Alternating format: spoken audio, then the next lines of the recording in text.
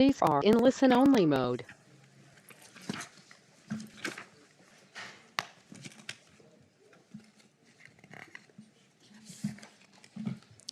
Good evening, everyone. Welcome to our September 10th evening session of the council meeting. Today is September 10th, and we are now calling this meeting to order. Madam Clerk, please call the roll. Councilwoman Nicole Reynoso. Present. Councilman Rafael Pinedo. Present. Councilwoman Digna Cabral. Present. Vice Mayor Maureen Porras. Mayor Christy Fraga. Present. Mayor, you have quorum. All right, I'd like to, well, let's do the Pledge of Allegiance first. Please rise for the Pledge of Allegiance.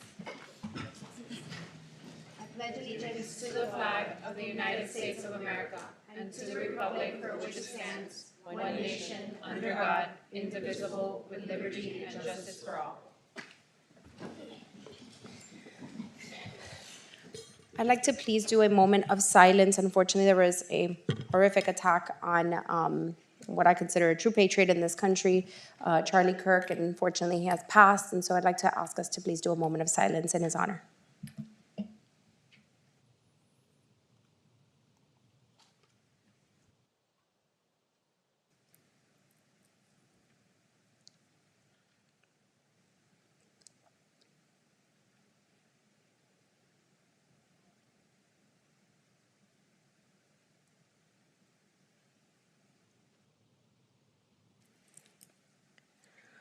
Okay, thank you, everyone.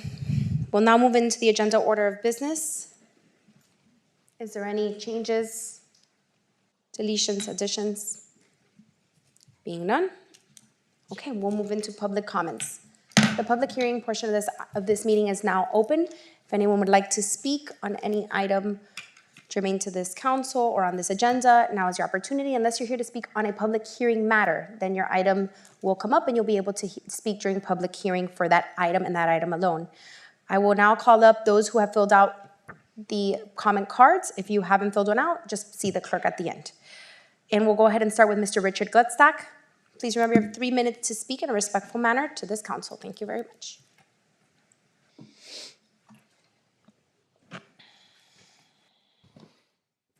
Good evening, Fragamagas. I have a present here for Christy. I'm going to be giving it to her shortly, but what I wanted to say is that the Greeks have this custom when they get married, things like that, they break plates. Well, it's a very old custom because what they used to do is they used to write the names of their elected leaders on the plates. And they knew, the Greeks knew from experience that after 1 year, at least 2 years, all their political leaders became corrupted. It's just the nature of the beast. That's one of the reasons I didn't want to run for political office. I know my limitations. I would have been a horrible political leader. I would have probably been very corrupt and dictatorial. So what I did here, it's really not your fault. But this is what I've seen here. So I wrote your names on this plastic plate. And like I said earlier today, I recommend to the people because of this lapse in your ethics. And some of you already have had brushes with ethical violations in the past. Not all of you, but some of you have. I suggest that none of you should run for office after your term is finished, or if you do, that you should not be elected again. Christy's been here for, let me see, 4, 6, 8, 10, and now maybe 12 years already. She could be here for quite a long time. I think 12 years is enough. She needs to find another occupation. And also, I used to stand up here and defend Christy when she was on the council, because she was the only lone voice against the Bermudez regime. And I even put on this shirt that she gave me. I campaigned for her, and I spoke in favor of her, and I really gave it to Bermudez.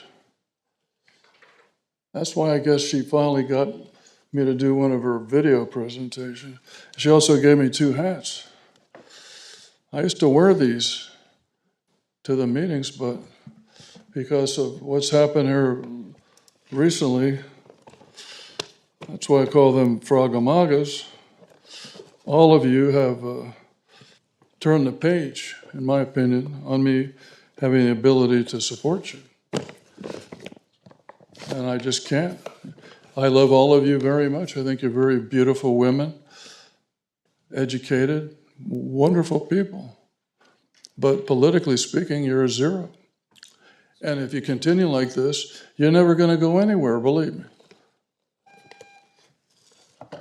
I'm going to leave this with Connie. Thank you, Mr. Gluckstadt. Thank you. Anyone else would like to speak at this time for public comments? Please approach the podium. Anyone else? Being none, okay, public comments is now closed and we'll move into our presentations. Item 19A, presentation of the Miami-Dade County Fire Rescue Department Annual Report. Good evening, Chief Jadala. Thank you for joining us.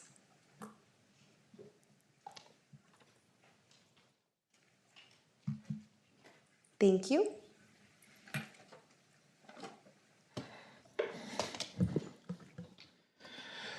Good evening, Madam Mayor, Vice Mayor, to the members of the council, city manager, city clerk, and of course to our members of the community of Doral. My name is Ray Jadala, Fire Chief of Miami-Dade Fire Rescue, and I have to say with headquarters being just down the street, a couple of miles, we are truly ingrained in this community, and to show our excuse me, lost my train of thought. So my apologies. So with headquarters being down the street, it's an honor to stand here before you to present the 2024 service delivery report for Doral. And to kick it off, we're going to kick it off with a short video that highlights the services that we've provided Doral. So if we could. I think IT, we have the presentation ready. There you go, Chief. Has to do, believe that his. IT is the other one.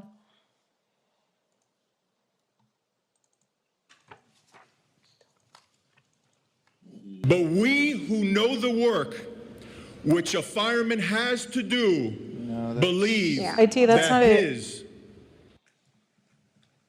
They're going to pull it up.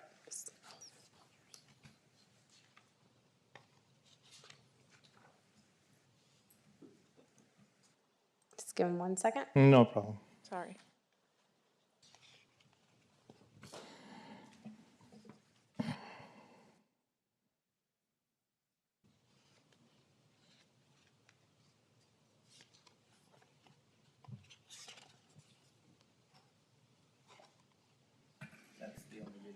No, it's not a video. It's in the folder. It's called item 19A, Fire Department Presentation. It's a PowerPoint. It is. Yeah.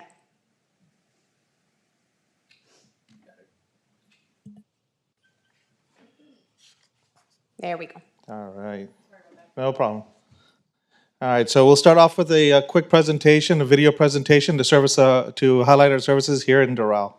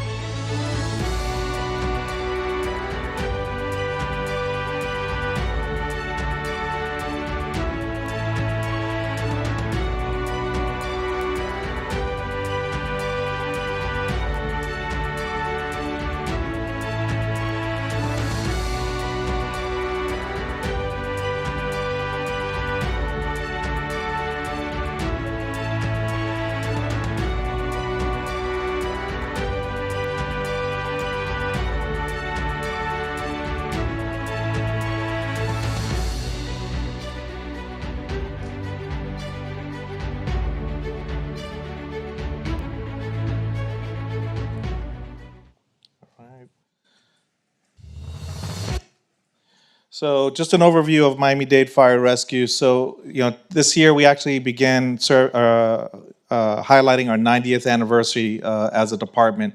Starting in 1935 as a single company patrol unit, today we've grown to the 6th largest fire department in the country, operating 72 firehouses, 3 of which are in Doral, 169 frontline units, and as you can see here, 8 of those are operating out of Doral, and over 3,100 now, actually, MDFR employees, from our sworn firefighters to our professional staff.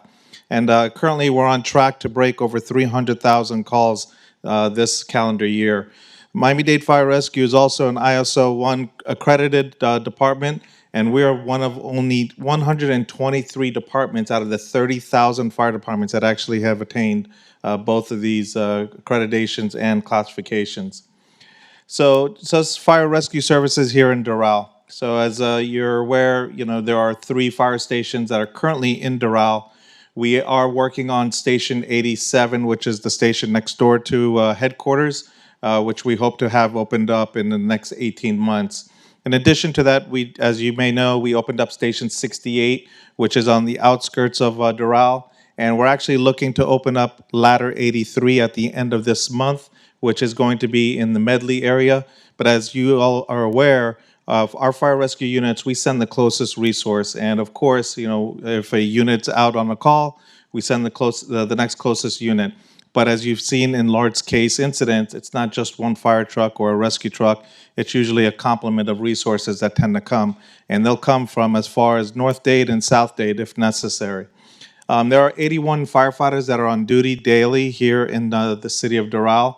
And right now, we're averaging just under 7.5 minutes in response times in the city of Doral. So building a safe and resilient Doral, as you're well aware, the population has increased, and so has the call volume, since 2019. We have placed 6 new units in service since 2019 here in or around Doral. And as you can see here, the various units that once again tend to respond if necessary. Response times remain under the industry standards of the NFPA. Doral, as you, once again, the growth of Doral, and I know we've had this discussion, during council meetings and, just out in public, the rapid experiencing growth of in development. And we're actually tracking that with our planning division, and those little blue markers are different areas that we have already taken note as to different either residential, commercial, or mixed occupancies that are looking to pop up in the city of Doral. There are 3 large mixed-use developments within 1 mile of MDFR that's opened up since 2020, and unfortunately, sometimes there is a call for service. There are 10 proposed new developments, 4,200 of which are residential, 1 million commercial, and 2.6 million in industrial. And last year, Miami-Dade Fire had inspected, just under 6,600 businesses in the city of Doral. So, future growth for fire rescue in and around Doral. As you're aware, Rescue 45 was implemented here last month. As I had just mentioned, Station 83 with Ladder 83, it's planned to go into service just on the outskirts of Doral in the Medley area. And then, of course, we continue to work on construction of Station 87, which is the station next door to headquarters. And taking into account, and some of my team members are here from our planning division, they do take into account when there are permits that are being filed for either mixed occupancies, residential, high density. We take notice and we work on plans to either increase service or work with development with the possibility of inserting fire stations in the future to reduce response times as the density grows in different areas of all communities of Miami-Dade County. Oops. So this was the Miami MDFR had the honor of being recognized during the June 12th Miami-Dade Fire Rescue Day here for the city of Doral. We received a proclamation, and members of the council had shown up to headquarters and presented to us. And of course, it's always humbling, and we've said it before, we say it again, just having headquarters here as part of Doral is just an honor. So engaging with our residents, and as you've seen in part of the video, all those different incidents actually originated in Doral. And of course, engaging with Doral residents, we had 56 community events in Doral. Over 8,100 residents received fire and life safety education resources, and we taught 22 health emergency life programs, which is a course in CPR awareness, stop the bleed, stroke recognition. So the classes that you saw in the video is actually members of the community from the city of Doral. And of course, MDFR continues to strive to do better. We send out surveys out to our residents after calls, and we did receive 21 surveys back from our residents here in Doral. And those are just some of the excerpts that were, mentioned, statements mentioned from various Doral residents. The crew was great, excellent service, and I think there's one about, Chief Jadala, a great guy, and stuff. So. And with that, Madam Mayor, Madam City Manager, I want to say thank you for giving me the opportunity to present the 2024 Service Delivery Report. And at this time, I open the floor for any questions. Thank you, Chief. Do we have any questions for the fire chief? Comments? Yes, Councilwoman Reynoso? Thank you. Well, first of all, thank you for putting a transport vehicle, Yes. station number 45. Second, is there any plans to remodel that station? Yes, so all of our stations are actually on a rotation. So Station 45, actually, we received some grant funding to replace windows, to replace the roof. I know that the flooring is one of the things that's also earmarked for replacement. I don't have a full list, but I know that it is part of the 72 firehouses that is on a continuous, and again, the plan is usually about 10 years. But we did receive a grant to do some upkeep with the fire station. Do you have any timeline, more or less, of when that would start? I could get the information and I could, pass it up to the city manager to get it to you. That would be great. Thank you. Absolutely. Thank you, Chief. Anybody else? Yes, if I may. Councilwoman Cabral? Chief, thank you so much for everything. Your team is always, for me, the most incredible part was when we had the fire in the recycling plant. So thank you for everything, and also for the help class. I can tell you that helped so many community members. Well, they will be able to identify and minimize the risk of someone having a stroke or having any incident. So that's wonderful, the class and how it was presented from the members of the fire department. They're like really well prepared. Good. And I know this because I've been part of the stroke registry when moved from Columbia here, and came down from Columbia University, and they do a terrific job. So thank you for that. Thank you so much. Absolutely. Thank you. I just want to also say thank you, Chief, for coming in today and also keeping us updated, all the great work that you and your staff do, and also the great collaboration that we have with your department in our city. Thank you. Thank you. And speaking of collaboration, I do gotta, thank Chief Edwin Lopez from Doral Police. Actually, him and I text message quite often and constant communication. And again, just a great individual with a great department. So, public safety here in Doral is first class for sure. Thank you, Chief. I do have a question also. Yes. First, I do want to thank you, your entire team. You're all wonderful. Great communication that we've always had.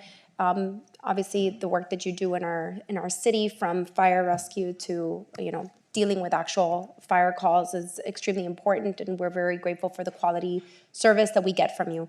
I did have a meeting with you and the city manager when she came in. Yes. And we talked about something that's very important to us and we've tried for many, many years to do, which is having some type of service on the second floor for permitting review, so that we can expedite some of the concerns of our business community that tends to sometimes get stuck in the process, and we want to be able to help.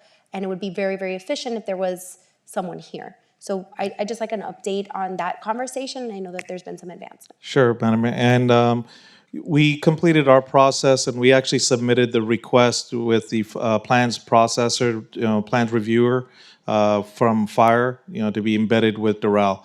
Unfortunately, as you may know, once it gets past us, we constantly have to make notifications to outside departments. So currently, it is with OMB.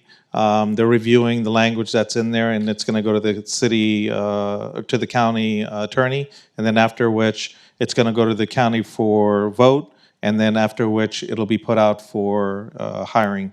I don't necessarily have a timeline. I just know that OMB right now, with all the budget discussions, everything kind of has taken priority for the budget.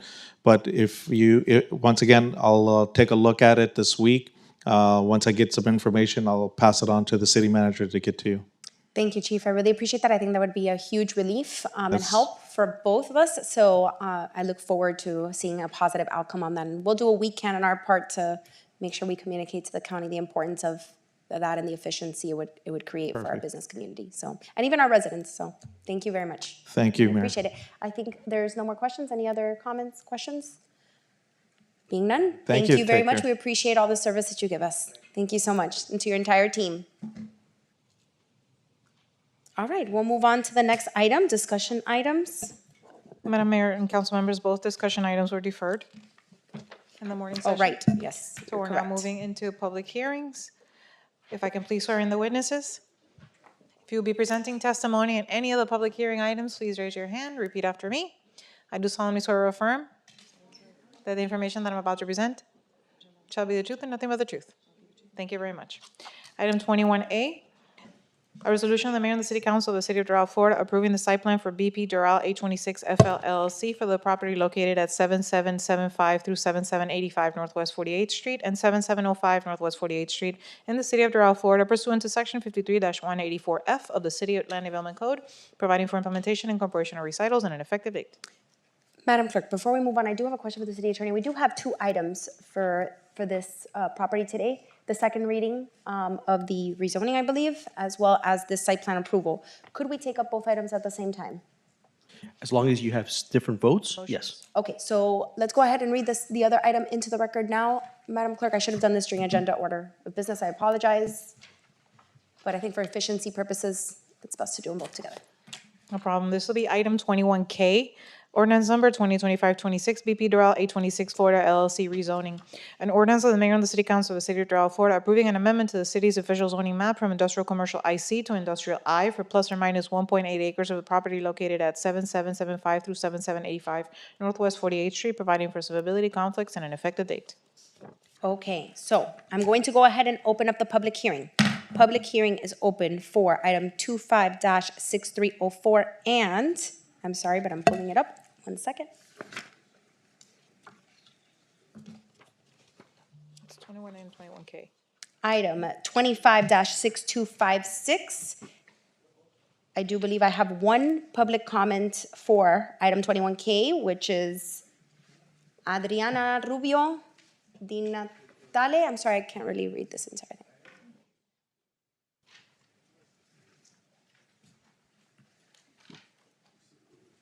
Good evening, everyone. My name is Ariana Rubio Di Natale. I am a property owner here in Doral, and I want to voice my opposition to the change of zoning from commercial to industrial in this area. I believe 97th Avenue is already very crowded as it is. We can't have more than 2 hours of rain when it floods. We have a school. We have multiple commerces already there. I don't believe it would be appropriate to overcrowd an already crowded community in this area. So I want to oppose this proposition for the city. Okay, thank you very much. All right, if there's any other public comments, now would be your opportunity for public hearing. Item 21A or 25-6304 or 21K 25-6256. Being none, okay. Public hearing is now closed and we will hear from staff.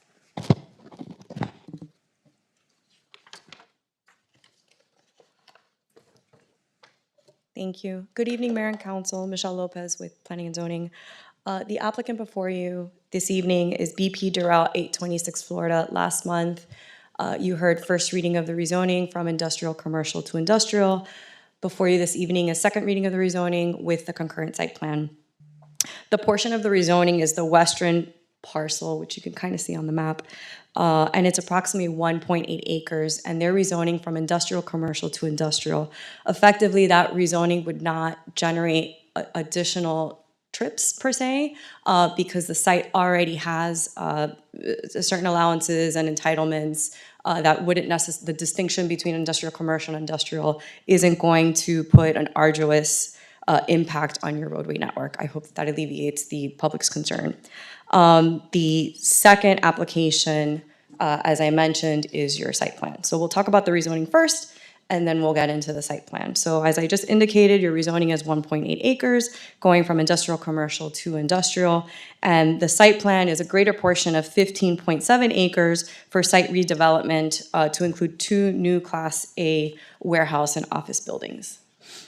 The site has a future land use of industrial to the north, south, and west. Bounding on the east is the Palmetto Expressway, and then to the north you have industrial zoning and industrial commercial. To the south, industrial, and then to the west, industrial commercial and multifamily. 4 with again the Palmetto to the east. So the proposal to rezone and your site plan is compatible with the surrounding neighborhood. On the screen before you are some photos of the site and the surrounding area, just to kind of get situated. And then the zoning change from industrial commercial on the left hand of the screen to industrial on the right. That would be the change that you're going to see effective on the maps. The site is currently split zoned with industrial to the east and industrial commercial to the west, so we want to have that compatibility throughout the site. Again, the subject site on the west, the rezoning is 1.8 acres. It's part of a current overall warehouse development with a guardhouse, some surface parking, and a 2-way road which serves as vehicular access between 79th Avenue and the Palmetto Office Park. The request to rezone the west parcel from industrial commercial to industrial is consistent with your industrial future land use map category in your comprehensive plan. It's consistent with your land development code, and it's compatible with the surrounding area. Some of the uses that would be permitted through the rezoning include professional offices, medical offices, restaurants, retail, educational facility, warehouses, mini warehouses, self-storage, which are similar uses that are already permitted in your industrial commercial zoning category. The site plan seeks to redevelop the entire 15.7 acres with 2 new office and warehouse Class A buildings totaling 284,713 square feet, broken up between 2 buildings, again, consistent with your industrial zoning district and your industrial future land use map category. The architecture is modern architectural design for the warehouse and office building. You'll see some elevations in a future slide. Proposed parking is consistent with code at 249 regular parking spaces, 89 loading spaces, and 10 ADA. They're also providing some bike rack areas, upgrading the landscaping, and providing heat reflective material, which is incorporated throughout and consistent with your land development code. Before you on the screen is a copy of the site plan. No variances are sought out through this application, so we don't have that to contend with. And here are some colored elevations which show that modern architect style with the distinction in elevations and that articulation so that you can look at that design. Again, some specs on the screen. And again, no variance changes, consistent with your maximum floor area ratios, your heights, your lot widths, lot coverage, open space, and minimum building setbacks. And we've reviewed the site plan with your site plan evaluation standards, consistency with your comprehensive plan. The site promotes better site design. The project integrates more effectively with the surrounding environment. It's compatible with the surrounding area. It enhances property value. It has a harmonious relationship amongst buildings for uses and visitors.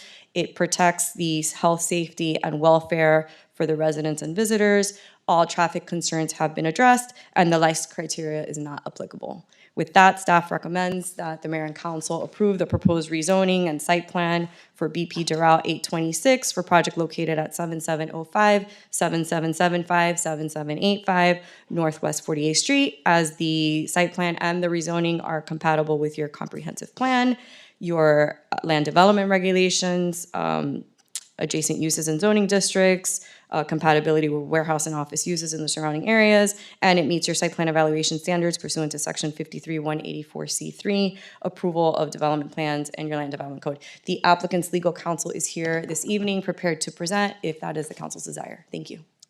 Thank you very much.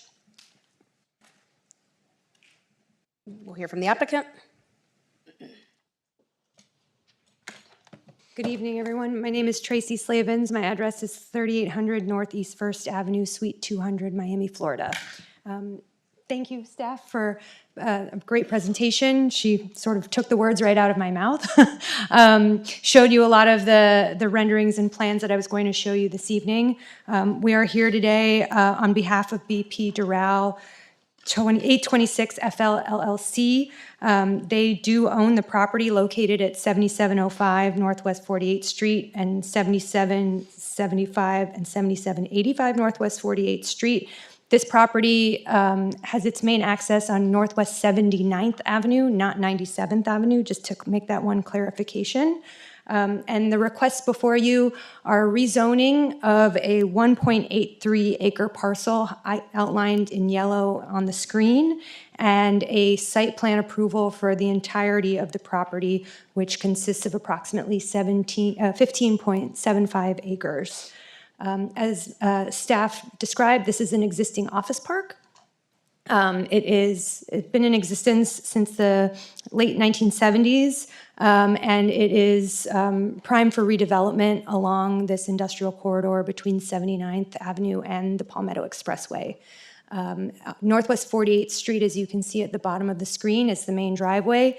It's characterized today by a monument sign letting you know that that corporate park is back behind the 7-Eleven shopping center. And that monument sign will actually go away, but the driveway location and general orientation of the site will remain the same. This is a two-phase project. So there is an existing building on the southeast corner of the property that contains a physician's office. He has a longer lease than what the rest of the tenants in the buildings that exist today have. So that existing building will remain for phase one of the project. When the lease is up for that tenant, we will move on to phase two and extend building two by about 14,000 square feet to fill out the remainder of that building and demolish the existing building. The site has great circulation, great visibility from the Palmetto Expressway, and the intent is to attract Class A warehouse and distribution logistics businesses to Doral. It's designed to accommodate all types of users. There's a little bit of trailer parking so that, that's accommodated on the site, which is something that a lot of tenants are looking for. And then obviously we have the loading areas and parking. The views that you will have from the Palmetto Expressway show, modern Class A warehouse building, not unlike what you see a little bit to the south of this property on 41st and 79th Avenue, adjacent to the Atrium Doral. And here's another aerial view of the project facing towards the west from the 826. This is an image that staff showed you, but this is the character of the buildings. There will be glazing, fenestrations in the buildings, features on the front, so that you won't have blank walls, and there will be some color variations and landscaping throughout. So with that, I'll conclude my presentation, and I'm happy to answer any questions that you may have. Thank you, Ms. Slavens. Any questions for the applicant or for staff? Yes, Councilman Pinedo. Thank you, Mayor. Well, more than a question is, I want to share, since we're speaking about 79 Avenue, I do share your concerns about 79 Avenue. I mean, I think it's not a surprise how bad already is when it comes to traffic, when it rains. Certainly for me, and it's not because of this project, Tracy, it's because, I do, I'm really concerned about when it comes to these type of approvals, and looking into the future of the city, since I understand the use, it certainly makes sense because that's what it is for, especially that area. Unfortunately, there has been some approvals in the past in that area that has been a terrible mistake for the city of Doral. But certainly we're going to go back. We have to look to the future. So I'm going to express this overall to the administration and to my colleagues because I'm concerned about how, if we're going to look for the future of the city of Doral, the quality of life of our residents, traffic is an issue. And with this type of not with this type of approval, but with this type of projects, certainly it becomes even more challenging looking into the future, how we're going to resolve it as elected officials. And not on the city side, countywide. I mean, it's not the city of Doral only. But having said that, my comment is more through the administration. If we can have our public works director to come forward. Yes, Councilman. Thank you. Our Public Works Director, Carlos Arroyo, is going to Madam Mayor, if I may, while we're waiting for him to come up, we have done a comprehensive traffic analysis for this project. Right. And because this was previously a corporate office park, it had general office, medical, and dental office, and that's a very high trip generator. So the warehousing is actually an overall reduction in trips. So the reduction in net new vehicle trips is approximately 50 vehicles. So this does improve the conditions in the AM and PM peak hours. Thank you, Tracy. And the reason of asking our administration is because I know 79 avenues belong to the city. Sometimes people, Yes. unfortunately, it's not the county, it's the city. And 79 Avenue is an area that we still have a lot of work to do. I mean, That's looking correct, into sir. the future of Doral, I think it has to be our priority. So I know there's some projects along 79 Avenue, if you can go over that. And also to clarify, some of the streets are private roads as well. So when it rains, obviously we have the issue on the side, on the east part of the 79 Avenue Ivo too. Way. So, right, well, Yes. that's another one, yes. Yes. But if you can explain that, it would be great. Yes, sir. We're currently designing stormwater improvements along 79th Avenue between 58 and 41st. That's the first phase, right? Then we're gonna move south. We're gonna be designing then between 41st and 25th Street, right? I hope that that's gonna help, help solve the problem in the area. The second part of the question, those western roads, they're all private south of 53rd Street, right? And on the eastern side, north of 52nd, it's all public. South of that, they're all private roads. Except 50th Street. 50th Street is public too. Thank you, Carlos. Thank you, Madam Manager. And again, I just wanted to have that clarification as well, because it is important for residents, for business owners to understand what we're doing on 79 Avenue as well, which again, it should be one of our priorities when it comes to improvements and overall to keep the quality of life in our city, especially because we have a school on 53rd Street right there. So I just want to say thank you, because I know we're making some improvements on 79 Avenue as well. So thank you. Okay, you're welcome. That concludes my comments. Thank you, Councilman. So any other questions? So I do have questions for clarity, just so that it's on the record correctly. The rezoning that's being done is a parcel within the same property. It just happens to be a separate folio. Correct. So it's all the same property that's currently industrial, and there's an inconsistency within the same property. That's so correct. The purpose of the rezoning is only to create the consistency within the entire property. That's correct. There's actually not another building going there. It's going to be parking. That's correct. Okay. So that's And just to tail on that, The two zoning districts that sit on the property today, the I and the IC, are exactly the same, except one has a different landscape open space percentage requirement than the other. And we've actually designed it to Overly. exceed landscaping. Right. It's overly landscaped than what it used to be. I think one of the important things to remember in 79th Avenue for me is, we're always talking about how to improve. It's one of the older areas of our city that needs a lot of attention, and we have very heavily prioritized this area, and a lot of the private roads that are resident responsibility, we've actually gone above and beyond in trying to assume some of those so that we can better assist and maintain them as much as we possibly can within our limitations. I think that when we see redevelopment in these areas, which are going to consistently be industrial because it is the consistency of what is already there, and we may see some commercial, but likely commercial industrial is what will continue to be in that quarter. It's really what it should be. With that redevelopment comes better infrastructure. And so that will also assist in the problems we're having with flooding.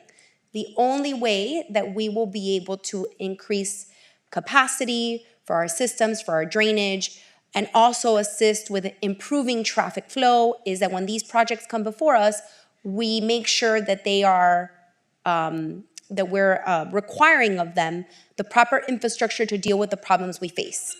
So that's where I look at in these projects. I'm not going to create a burden on the property owner in saying you can't rezone because, at the end of the day, it's what makes sense for the rezoning, for the consistency of the project, but rather I'm going to impose more on the infrastructure of this property. So what we did here was higher landscaping, so you have more water retention, you have better infrastructure, the ingress and egress to allow for free traffic flow, and making sure that we're not increasing the trip capacity on the property. So you're not increasing traffic, and that's obviously the things that we look at when we are approving projects like this, but also what our staff needs to look at when we are getting a recommendation. So that's what we're required to look at when we make these approvals, because we sit up here, looking at the facts and at the information that's presented to make the best decision possible. We rely on experts to give us the opinions and make sure that they're consistent with the development and the future plans for our city. So that being said, I think this is very consistent with that area.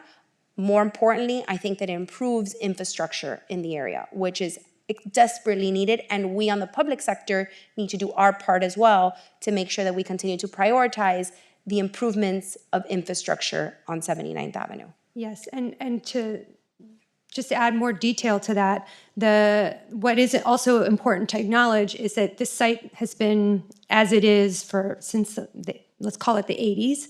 And so it sits low, its drainage systems are outdated, and it doesn't help with the stormwater management issues that exist in this corridor.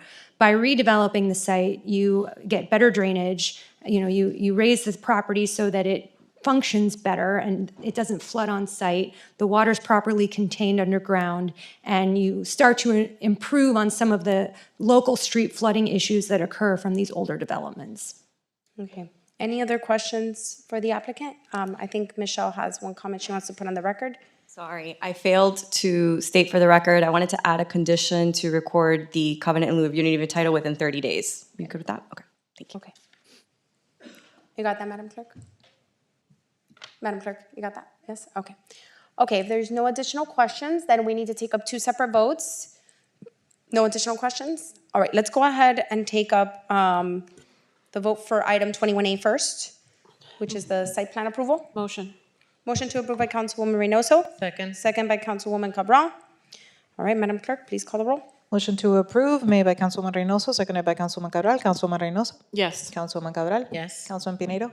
Yes. Vice Mayor Porras. Yes. Mayor Fraga. Yes. Motion passes. Okay, now let's go ahead and take up the item 21K, which is the rezoning, second reading. This is also second reading for this item, correct? Yes, second reading. A motion? Motion to approve by Councilwoman Reynoso. Second. Second by Councilwoman Cabral.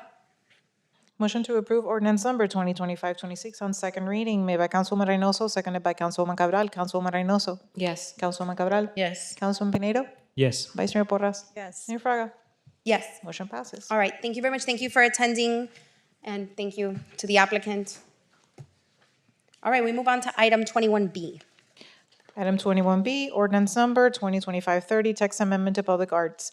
An ordinance of the mayor and the city council of the city of Doral, Florida, approving/denying a text amendment to the city's land development code by amending chapter 75 public arts program, certificate of occupancy, section 75-108.1A1 to include the requirement of an approved on-site inspection, amending section 75-108.1A3 to remove the requirement of providing financial security, providing for incorporation of recitals, incorporation into the code, severability, conflicts, and an effective date. All right, thank you very much. We're going to open up the public hearing for item 21B or 25-6305. Anyone who would like to speak on this item and this item alone, please approach the podium. I have no comment cards for this item at this time. Okay, being no public comments, we'll close the public hearing. Madam Clerk, let the record reflect no one has chosen to speak at this time, and we'll hear from staff.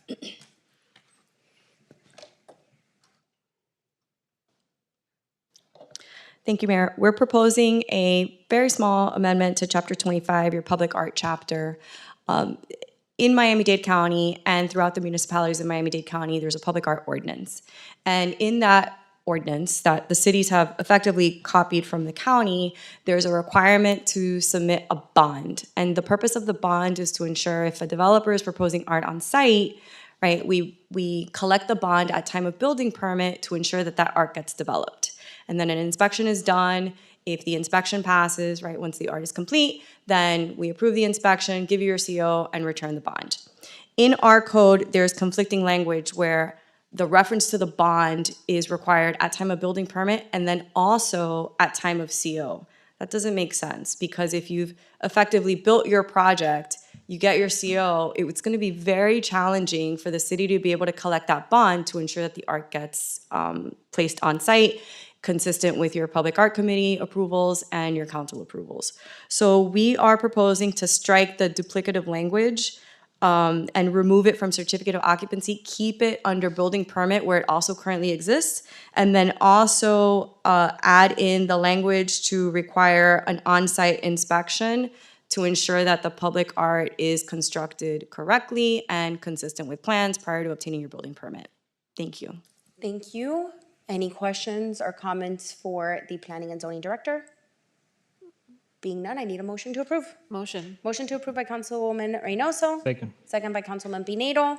Madam Clerk, please call the roll. Motion to approve ordinance number 2025-30 on first reading, made by Councilwoman Reynoso, seconded by Councilman Pinedo. Councilwoman Reynoso.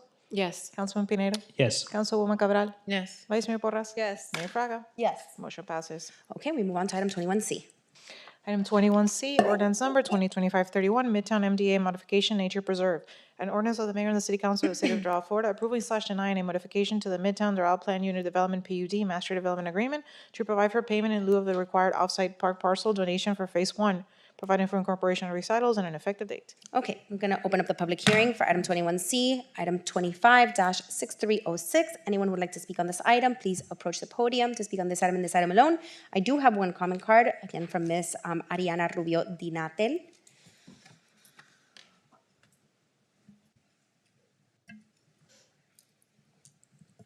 Good evening. It's Ariana Rubio Di Natalia again. I want to voice my opposition to this reversal of land dedication. Phase 2 of Midtown Doral was intended to be first office spaces. This then changed to be 505 residential units. Then the developer applied to increase the density of this zone to 675 units, which was approved on the dedication of the 5-acre land in front of Midtown Doral Phase 1. This was dedicated. The developer got 107 additional units on Phase 2. He built that, he profited for that, and now he wants to reverse the dedication back. So this is what we know as having your cake and eating it too. And it's problematic for homeowners and residents of Doral. Most importantly, Because what is the precedent that we're setting? We can't reverse the 107 units already added to a phase that was not there. We can't revert that.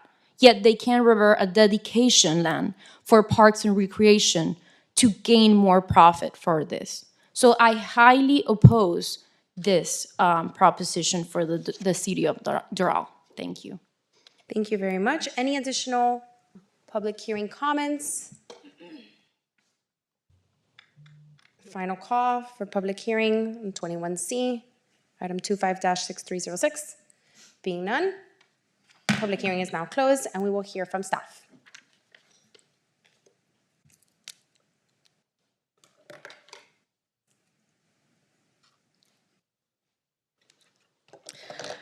The applicant, Century Town Center 1 and Century Town Center 2, is proposing to amend a fifth modification to a master development agreement for Midtown Planned Unit Development, modifying a condition in the second modification of the development agreement to revise prior parkland mitigation obligations by replacing a previously planned land conveyance with financial contribution to the city.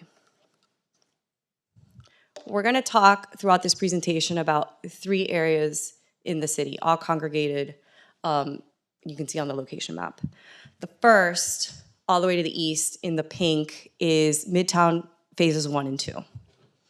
The second, in the green, is a 50-acre site that's called the off-site parcel or the nature preserve. I'll refer to it as the nature preserve. The third, the yellow, bounded to the east, is a portion of Doral Isles North. So as I'm going through these varying properties, just keep this location map in mind. In December 2014, the city approved a master development agreement for Century Midtown Properties, LLC, the developer. The proposal for the planned unit development, or the PUD, included phases 1, 2, and 3, which permitted a maximum of 1,548 dwelling units, 300,000 square feet of gross leasable area of commercial use, and 75,000 square feet of net leasable area of office use, and a clubhouse totaling 47,000 square feet. In February of 2020, the first modification of the MDA kind of modified the entitlements where they added some additional phases, which included phases 4, 5, and 6, and shifted densities around between those 5 additional phases and square footage, and the clubhouse remained as part of phase 2. In April of that same year, in April of 2022, the developer proposed a second modification to the MDA, which specifically dealt with phase 2. So going back to the visual that you saw earlier, it was that pink area that you saw on the map on the east side. So through that modification, the entitlements were increased by 170 dwelling units and 4,650 square feet of commercial gross leasable area. The developer was required to provide up to 10% of those units for workforce housing. They were to install electrical vehicle charging stations. They were to operate an on-demand shuttle service within the Midtown PUD for residents and their guests to get to and from the clubhouse during operating hours. And then the main subject of this presentation this evening, proffer future conveyance of an off-site parcel consisting of approximately 50 acres, which is located generally on the north side of Northwest 74th Street and west of Northwest 107th Avenue. As I mentioned, this 50 acres is going to be the main subject of the presentation this evening. In 2023 and in 2024, there were some additional modifications and shifts which don't impact tonight's hearing, but they were part of the record, and so I wanted to reference them.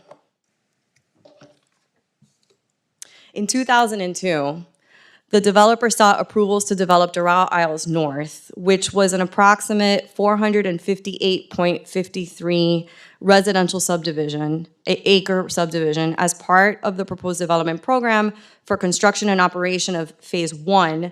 The South Florida Water Management District and Army Corps of Engineers required that the developer maintain a 50-acre nature preserve as a wetlands mitigation area, including buffers for surface water management and stormwater management. The preservation of existing wet prairie and transitional wet prairie areas, and enhancement and restoration of wetlands.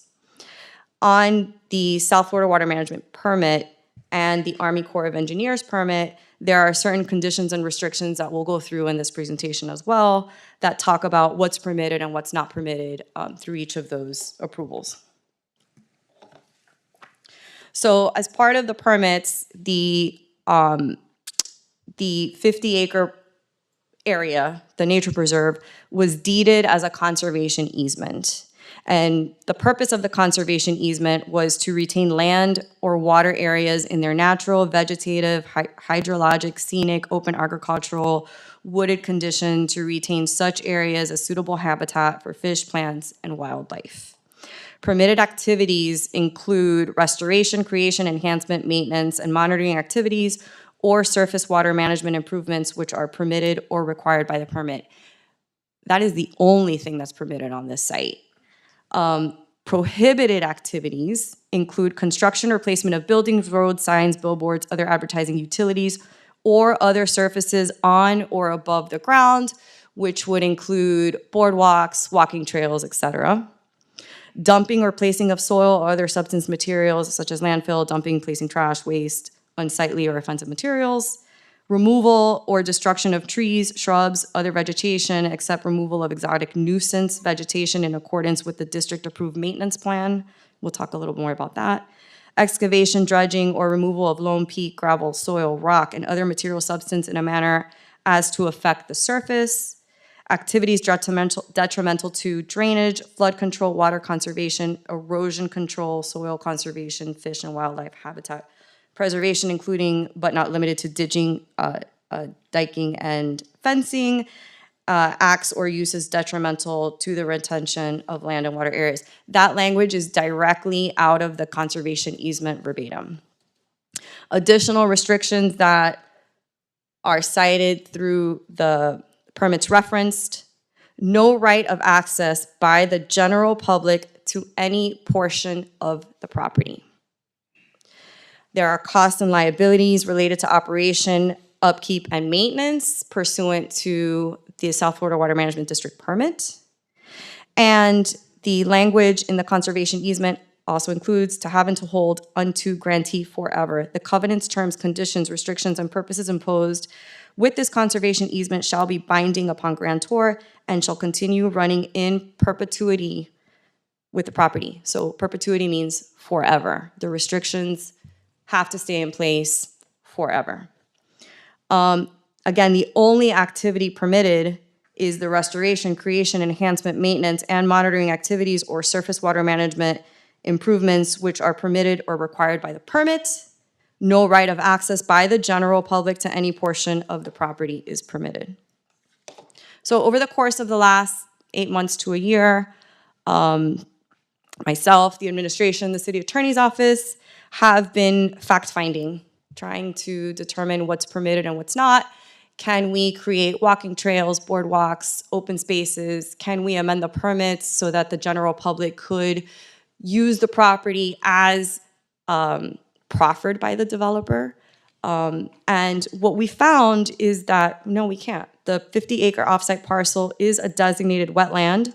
All mitigation credits have been utilized for purposes of developing Doral Isles North in 2002. And what that means is in the future, this property cannot be developed.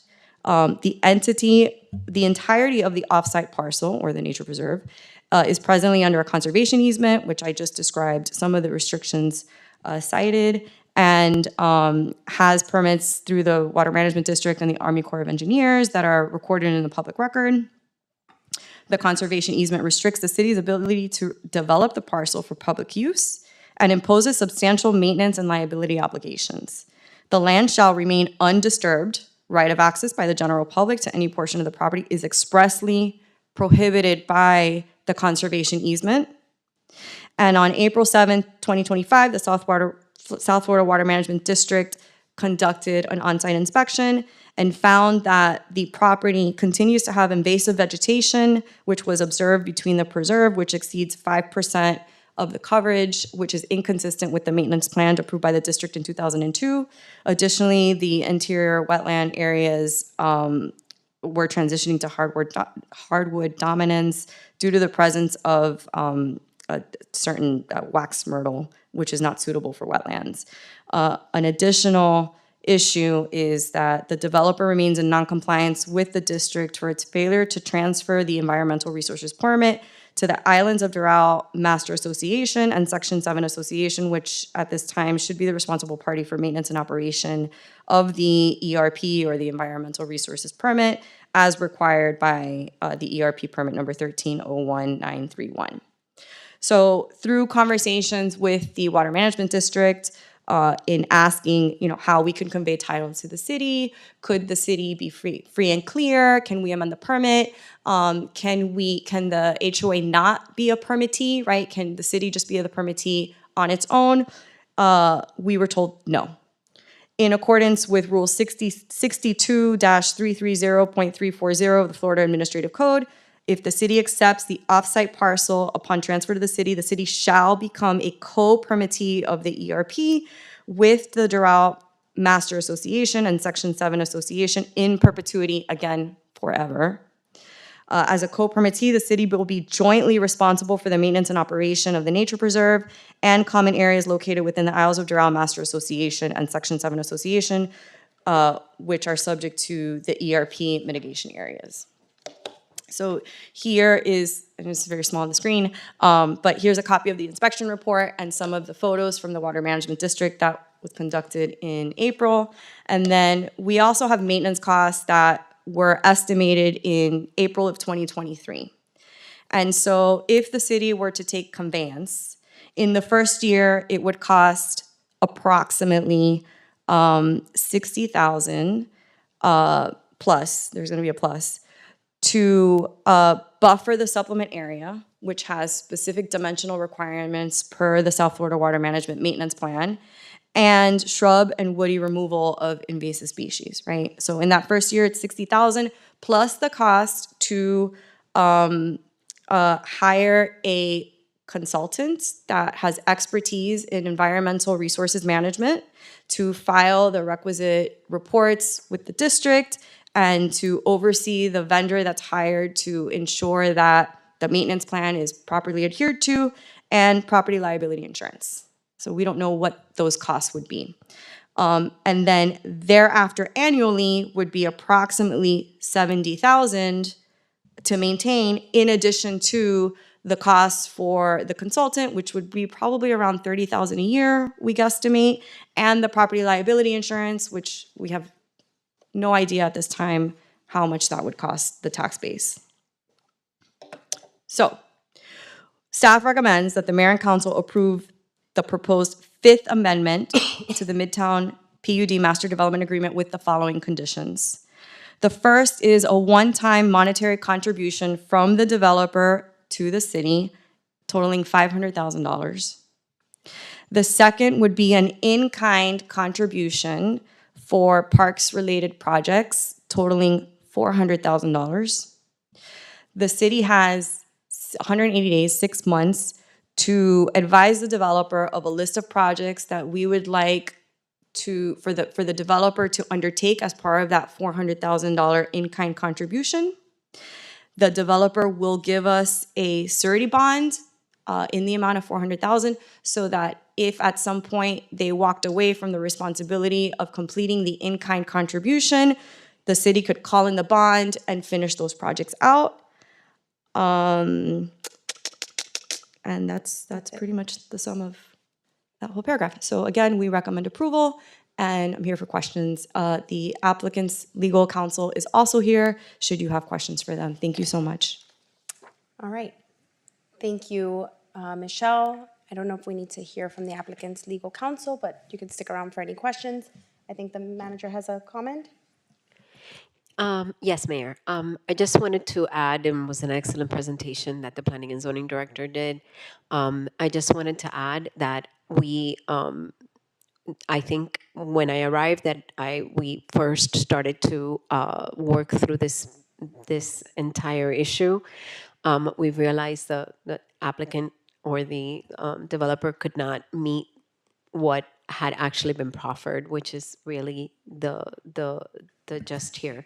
And what we've done now is try to negotiate something else. That this was not something that was for the city to actually do, or the city couldn't take ownership of because of all of the other costs in perpetuity that we were going to incur. Thank you, Madam Manager. So I do want to opine here and put this kind of into layman's terms because I definitely don't want the wrong information out in the public. I've been dealing with this personally since I walked in. From day one, I did not necessarily agree with the negotiations of this when the increase in density was given to the applicant. I was not on the dais at the time. There was other people here. Maybe they can speak to why this was decided upon.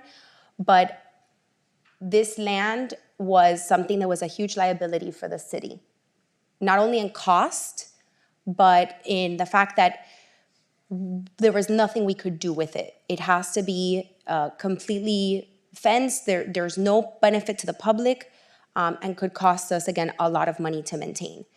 No one more than this team tried to do something with it. I met with the Mikasuki to try and put it into one of their trusts to see if we could turn it into some type of park, nature preserve. There is a consent decree on this land that very much limits what can be done. You saw the list of things like prohibited uses. So basically nothing can be done on this land except for it to be a conservation easement for a reserve. There are several agencies that dedicate themselves and have the funds to maintain preserves. We do not. The city of Doral is not one of those entities, and we should not be using public funds to maintain a land that is the developer's responsibility and the HOA's responsibility. So besides the fact that we as a city could not be restricted to be on a deed and a permit with an HOA, there was really absolutely no public benefit to keeping this land for the city. It was just going to cost us a lot of money. Now, by giving the land back to its proper owner, the one that's supposed to maintain it, that does not mean they can build on it. This land can never be built on. There is a consent decree with the Army Corps of Engineers. There is South Florida Water Management District easements, so it cannot be built out. It is now their responsibility to maintain it and make sure that all these issues and permits that are open with these agencies are taken care of and clarified. It should not be the city's responsibility.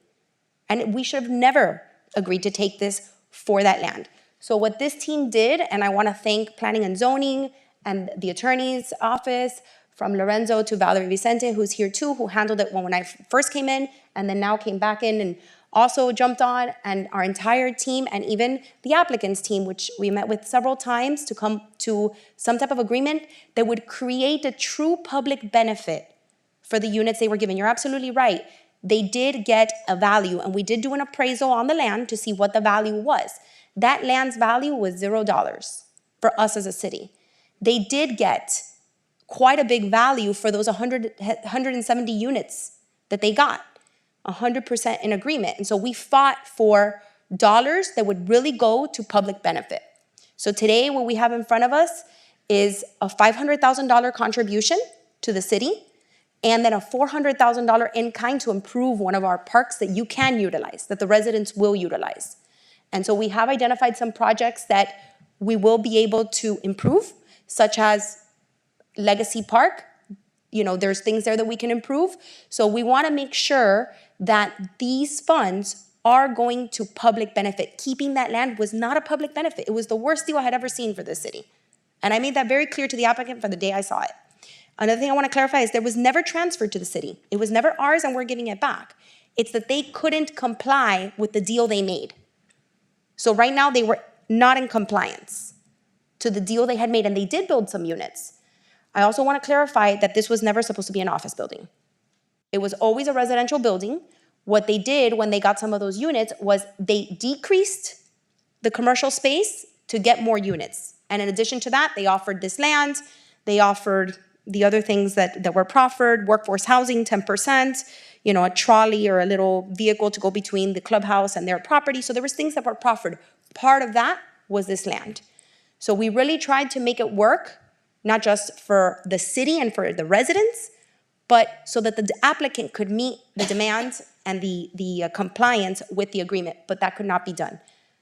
And it was really not a good idea for the city to take this land in its long term and the longevity of it, because we're trying to cut costs and reduce our costs so that your taxes don't go up. And this was only going to create new expenses for the foreseeable future that we really didn't know what it was going to cost. How is that a good deal for the city?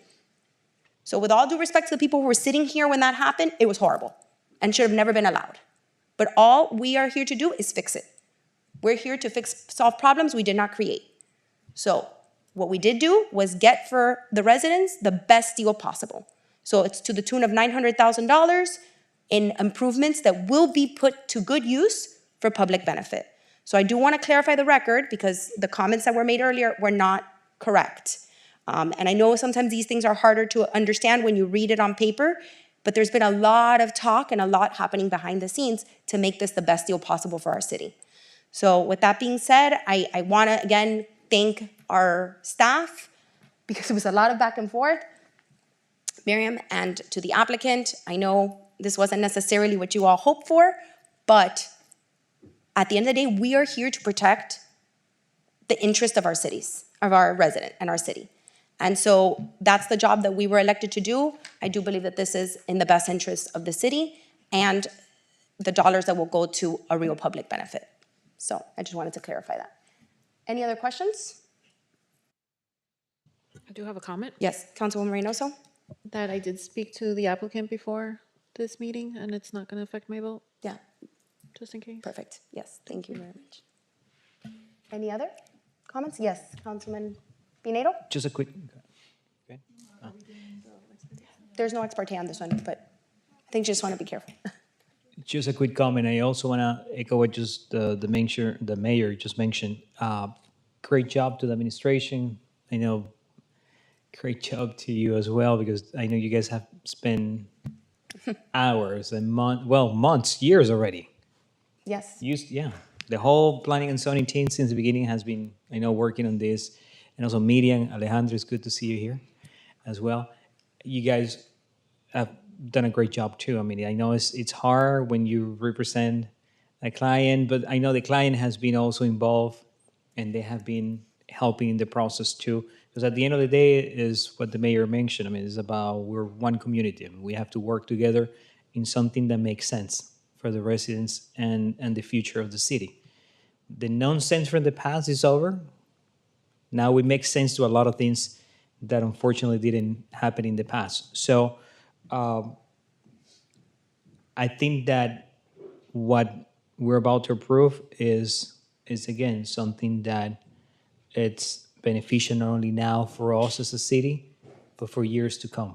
The same way for you guys as the applicant. I think this is something that will certainly, you will see the benefits down the road in the next 5, 10 years. And we're gonna go back and say that decision really makes sense for everybody. So I wanna congratulate both sides because we finally, hopefully we're coming to a conclusion on this topic, because I have been hearing this since I got elected as well, as the mayor mentioned. So I'm happy with what is being proposed, and I place the motion to approve. Thank you, Councilman. Motion to approve by Councilman Pinedo. Second. Second by Councilwoman Reynoso. Any additional questions? Okay, being none, Madam Clerk, please call the roll. Motion to approve ordinance number 2025-31 on first reading made by Councilman Pinedo, seconded by Councilwoman Reynoso. Councilman Pinedo? Yes. Councilwoman Reynoso? Yes. Councilwoman Cabral? Yes. Vice Mayor Porras? Yes. Mayor Fraga? Yes. Motion passes. All right, thank you very much. Okay, moving on to item 21D. 21D, ordinance number 2025-32, amending Chapter 11 Code Enforcement.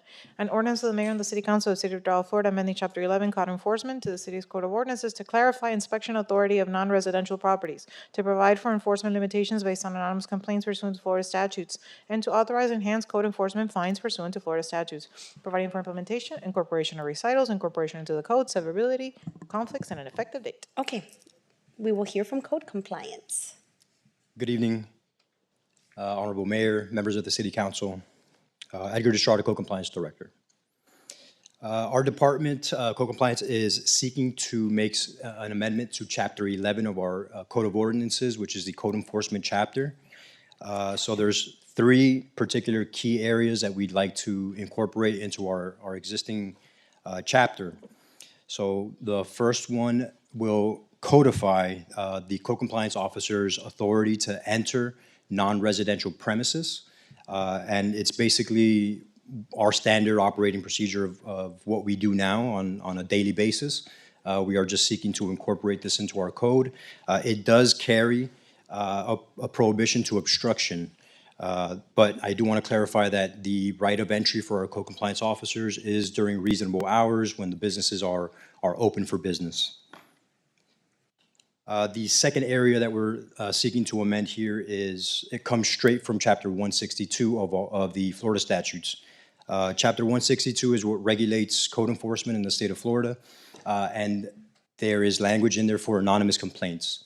That state law was passed in 2021, where every single code enforcement department in the state of Florida is prohibited from investigating complaints that originate from an anonymous source. We're seeking to incorporate that language into our existing code so that it aligns with the existing Florida statute. And it's the same scenario for the third point that we're seeking to amend. Chapter 162 states that municipalities with populations of 50,000 or higher, the special magistrate during a hearing is able to impose stricter and heftier fines for first offenses, second repeat violations, or irreparable or irrevocable violations. Currently, our code allows for a $250 per day for a first offense. With this amendment, that would give the magistrate the ability to impose up to $1,000 per day. For repeat violations, it's currently $500. He would be able to impose up to $5,000 per day. And for irreversible violations, it's currently $5,000 fine. This amendment would put it up to $15,000. Important to note, it doesn't necessarily mean that the magistrate will impose fines of up to $1,000 or the new limits. It just gives the magistrate the ability to do so depending on the severity of a particular violation.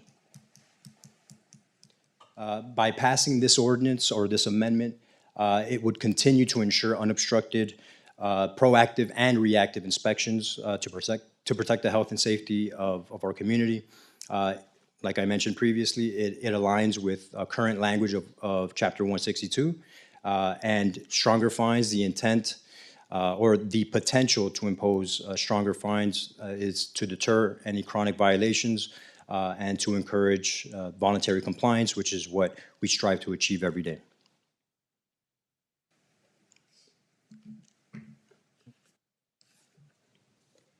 All right, thank you very much. I'm gonna go ahead and open up public comments. Didn't do that right before. Oh, I'm Yeah, sorry. it's okay, it was my fault. So I'm gonna go ahead and open up public hearing for item 21D, 25-6297. Anyone who'd like to speak on this item alone, please approach the podium. I have no comment cards. Being none, public hearing is closed. Madam Clerk, let the record reflect no one has chosen to speak at this time on this item. Okay, is there any comments, questions for our Code Compliance Director? Motion. Motion to approve by Councilwoman Reynoso, Second. second by Councilman Pinedo. There's no additional questions. Madam Clerk, please call the roll. Motion to approve ordinance number 2025-32 on first reading made by Councilwoman Reynoso, seconded by Councilman Pinedo. Councilwoman Reynoso? Yes. Councilman Pinedo? Yes. Councilwoman Cabral? Yes. Vice Mayor Porras? Yes. Mayor Fraga? Yes. Motion passes. Thank you, Code Compliance, and Mr. Estrada for the presentation. Okay, we'll move on to item 21E. 21E, ordinance number 2025-33, establishing penalty for operating without valid BTR or CU. An ordinance of the Mayor and the City Council of the City of Doral, Florida, amending Chapter 41, Taxation, Article 3, Business Tax of the City's Code of Ordinances, amending Section 41-79, Penalty for Late Payment, to establish a $250 code compliance penalty for businesses operating without a valid business tax receipt and/or certificate of use, providing for implementation, incorporation of recitals, incorporation into the code, severability, conflicts, and an effective date. Okay, I'm gonna go ahead and open up the public hearing. Public hearing is now open for item 21E or item 25-6309. Anyone who would like to speak on this item and this item alone, please approach the podium.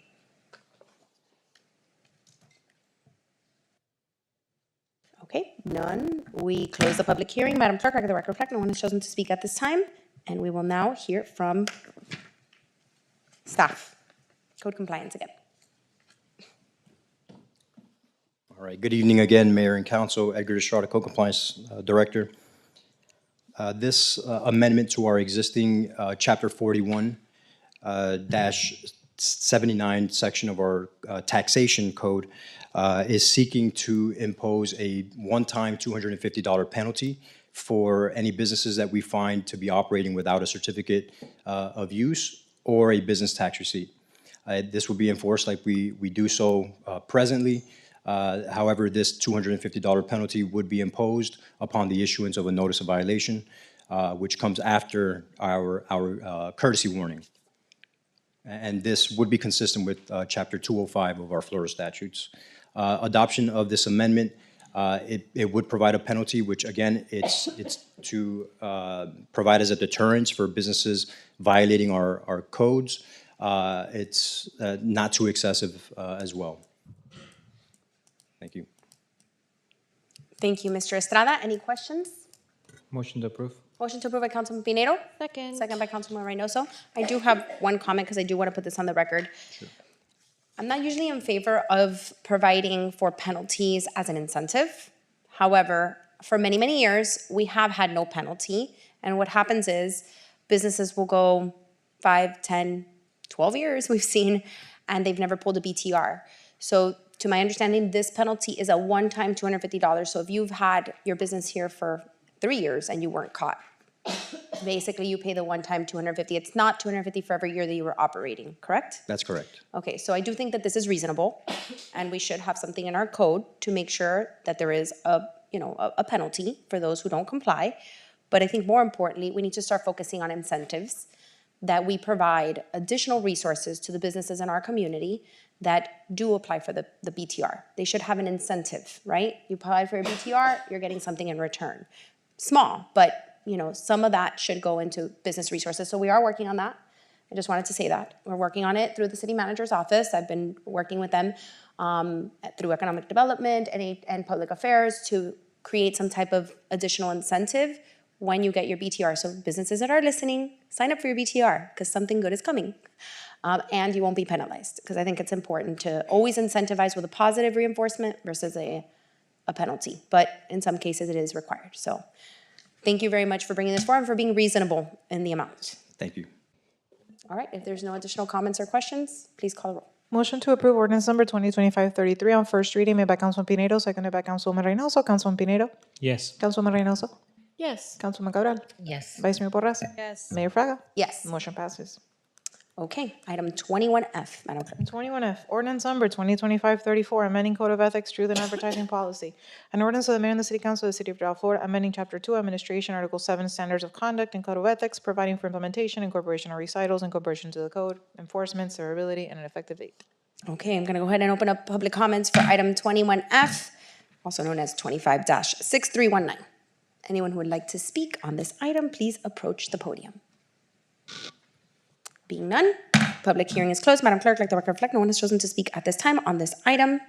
And this is my item. So this is basically what I brought last month, amending the Code of Ethics and Truth in Advertising Policy in line with our Citizen Bill of Rights, just basically codifying it, making sure that we hold ourselves accountable to the highest standards of ethics and transparency.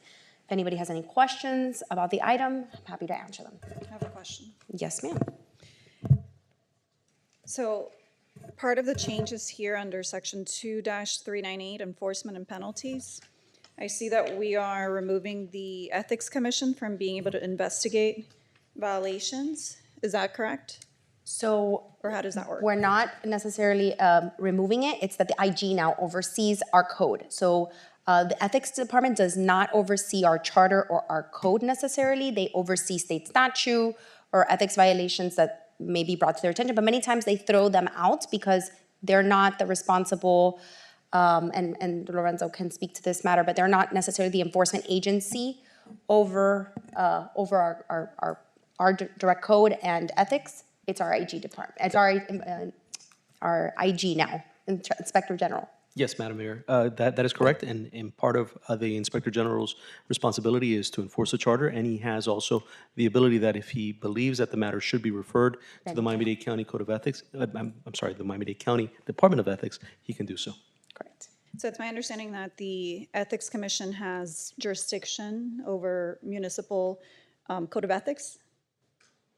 They have jurisdiction over the Miami-Dade County Code of Ethics. There are instances where our Code of Ethics does cross, and it's included in the Miami-Dade County Code of Ethics. So the Inspector General feels that it's a violation. We're all required to follow the Miami-Dade County Code of Ethics. So if we violate it, the Inspector General can refer it. Whether it's written or not. Correct. Yeah. I know this is first reading, right? So can you look into something, and I found it after we had our agenda review, on the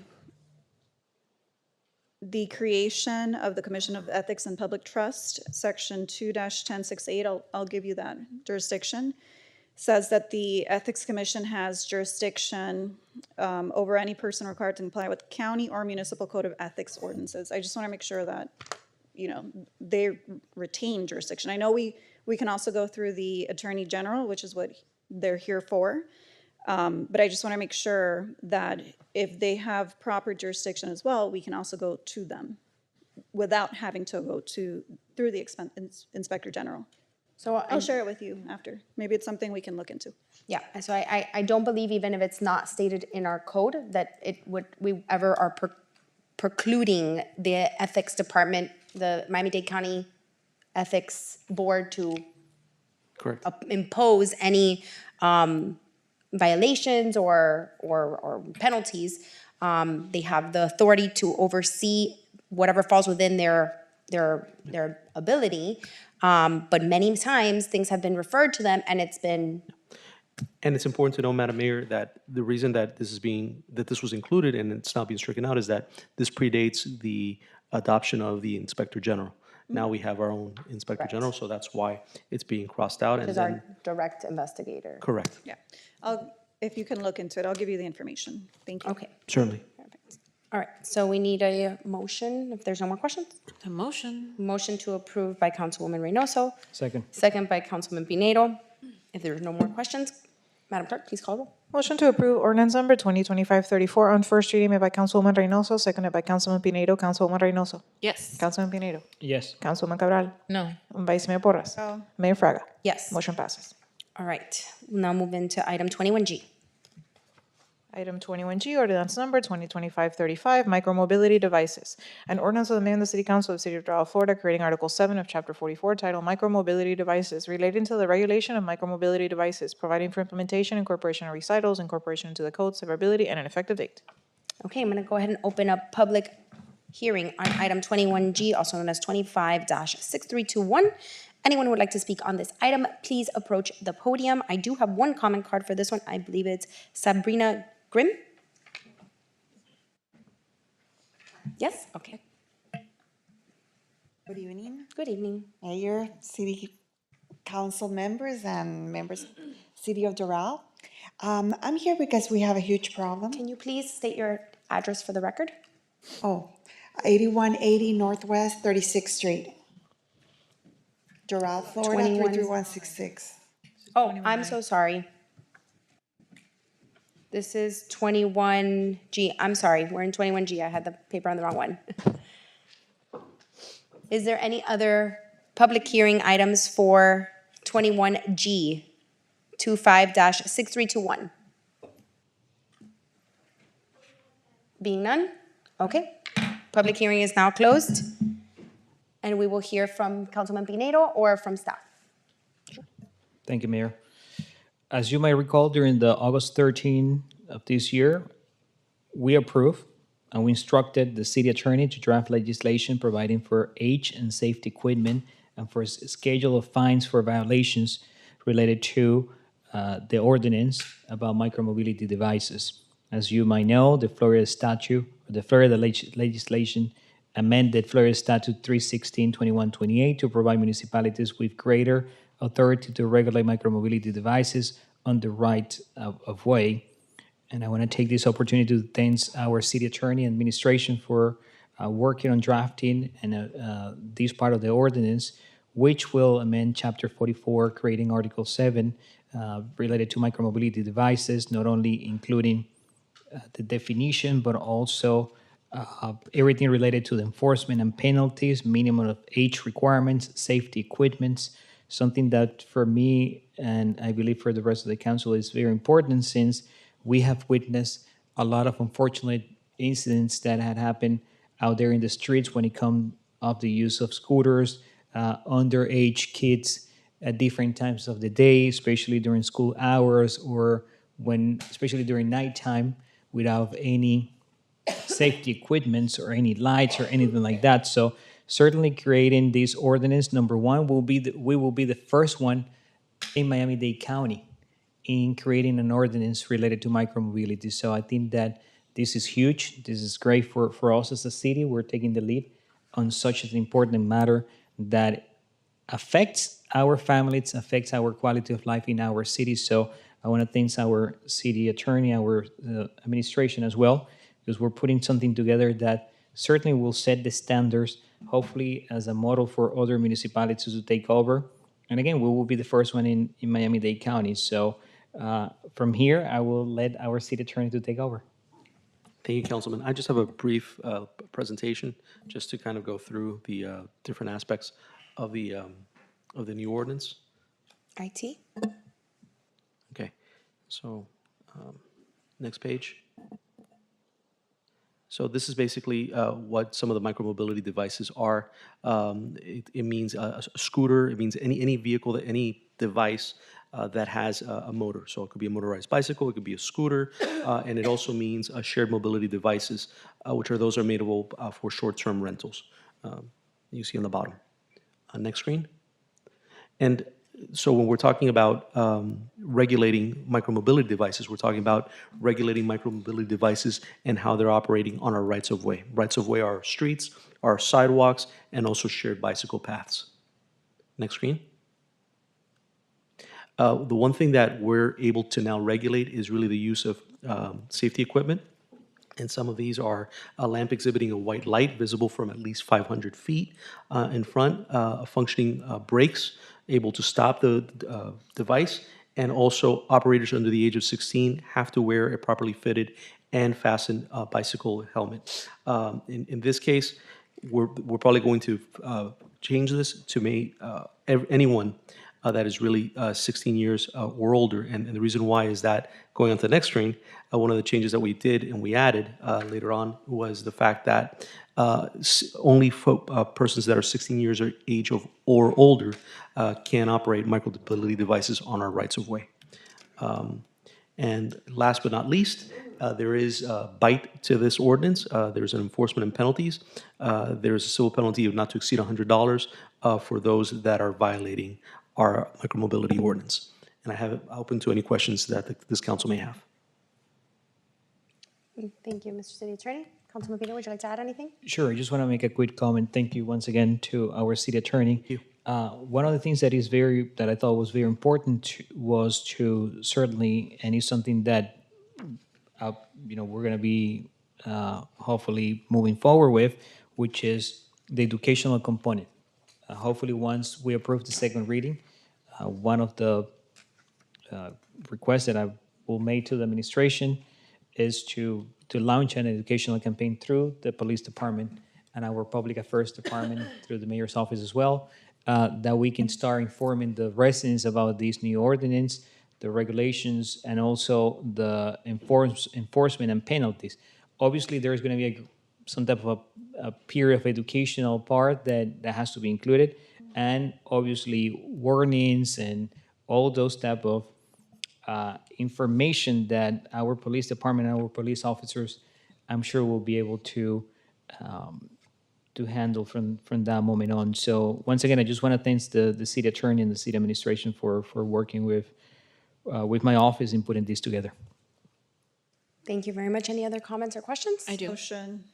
A motion to approve by Vice Mayor Porras, and there's a question from Councilwoman Reynoso. Councilwoman Reynoso? Thank you, Mayor. I think this is a great item, and if allowed, I would love to co-sponsor it. Yes. Sure. Thank you. Thank you. All right.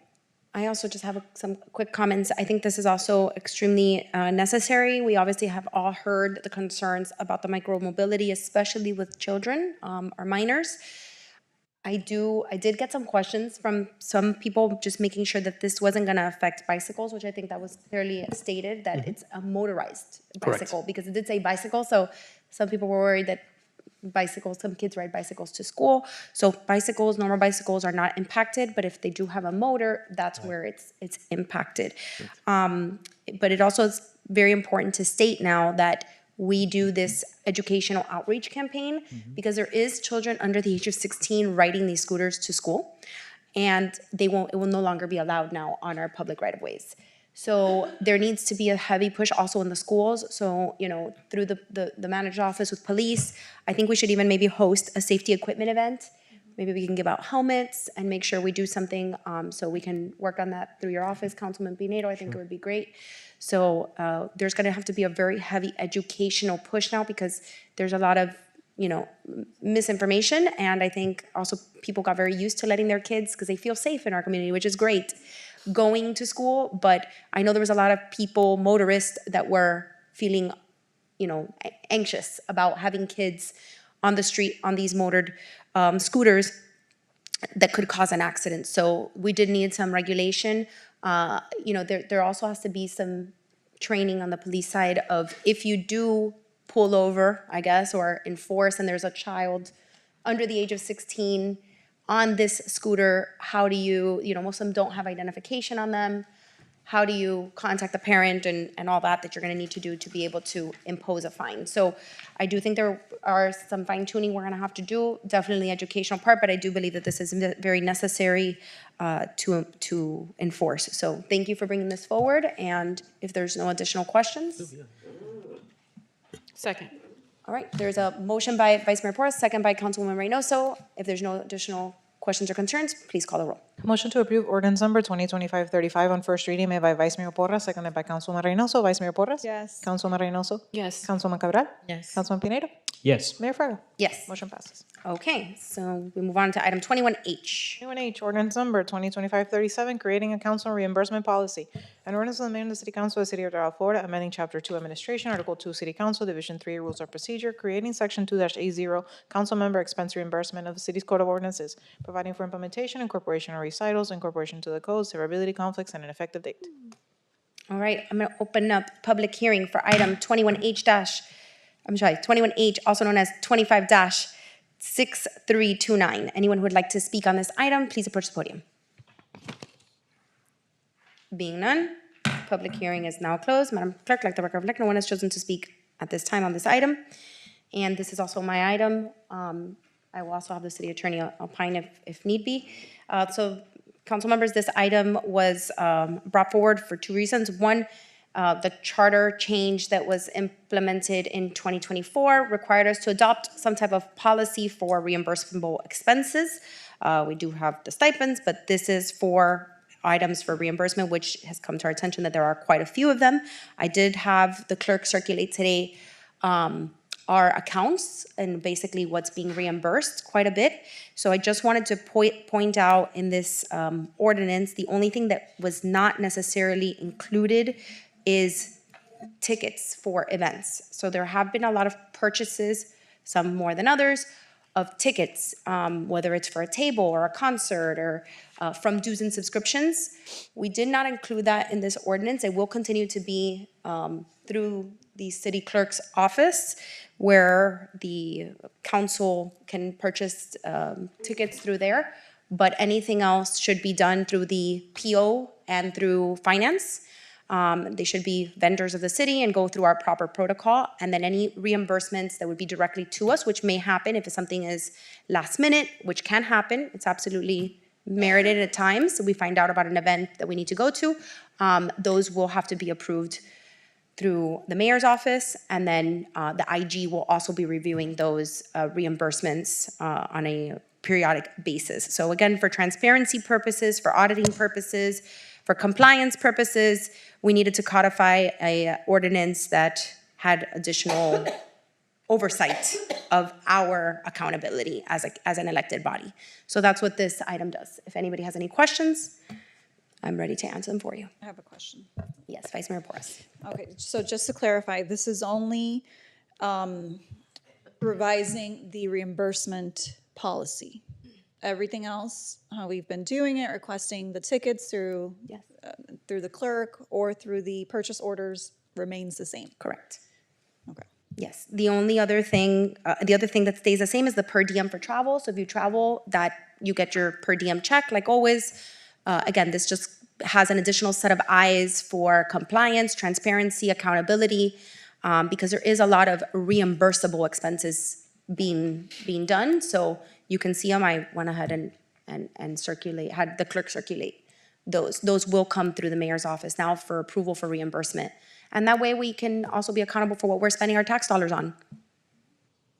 Madam Mayor, if I may Yes, make a point. Mr. City Attorney. One of the things also is the fact that we're actually codifying the resolution, the 2015 resolution, Correct. with regards to the per diem. Correct, that So was you're basically doing what the charter's asking you, directing you to do. That's correct. There also was not a codified policy or ordinance on the per diem for travel, and so we felt that that needed to be codified as well. Now, again, the events is the only one that is not here. If that is the desire of the council to also include that, we can, so that they all have to be done through PO, and if you do have to pay for it last minute, then that would have to be done through a reimbursement. But we didn't include it for the purpose that I do know that there's, from experience, last minute events sometimes that have to be paid through with the city clerk's credit card for the offices. So there's no Motion to approve. motion to approve by Councilman Pinedo, Second. second by Councilwoman Reynoso. Madam Clerk, please call roll. Motion to approve ordinance number 2025-37 on first reading made by Councilman Pinedo, seconded by Councilwoman Reynoso. Councilman Pinedo? Yes. Councilwoman Reynoso? Yes. Councilman Cabral? No. Vice Mayor Porras? No. Mayor Fraga? Yes. Motion passes. All right. We move on now to item 21I. Item 21I, ordinance number 2025-38, amending towing and immobilization. An ordinance of the mayor and the city council of the city of Doral, Florida, amending Article 3, towing and immobilization, section 44-72, vehicles parked on private property of the city's code of ordinances, providing for severability, incorporation to the code, and an effective date. Okay, I'm gonna go ahead and open up the public hearing for item 21I, also known as 25-6330. Anyone who would like to speak on this item, please approach the podium. I do have a comment card for this one. I apologize. I thought you were here for micromobility. And this is Sabrina Green. Hi, everybody, again. I've been a resident here in Doral since the year 2000.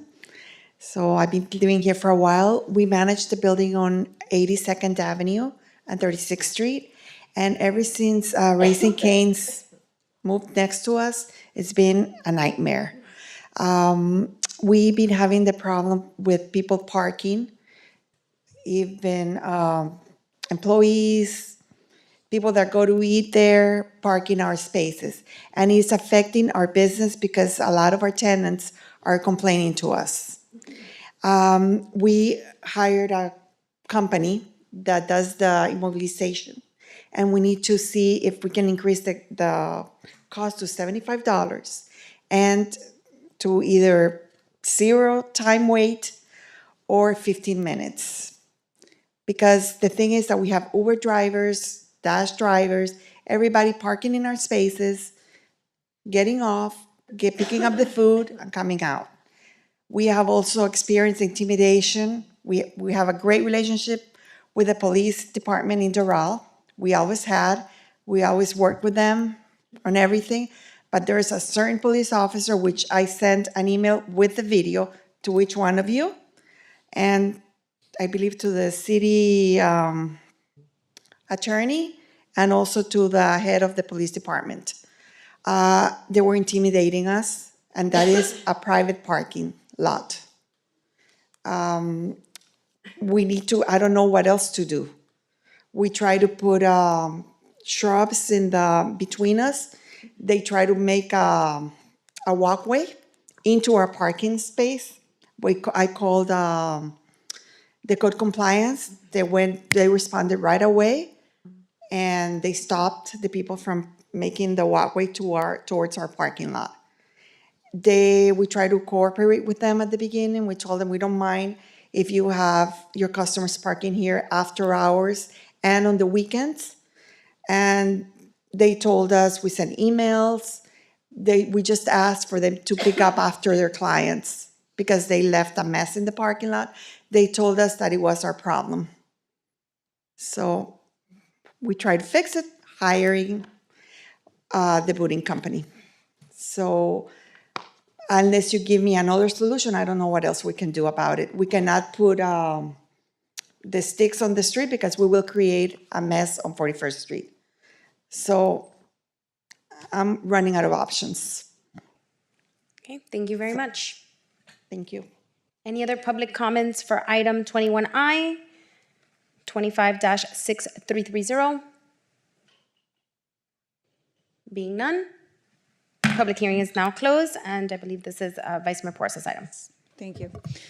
So currently, our city's code allows for the regulation of private parking through the immobilizing and towing of illegally parked vehicles. Right now, the owner of a business has to provide 30 minutes or afford 30 minutes to someone that's illegally parked in their space, which has, as we've heard, cost a lot of a big impact to the businesses that are right now, not just this one, but it could be causing impacts to other businesses too.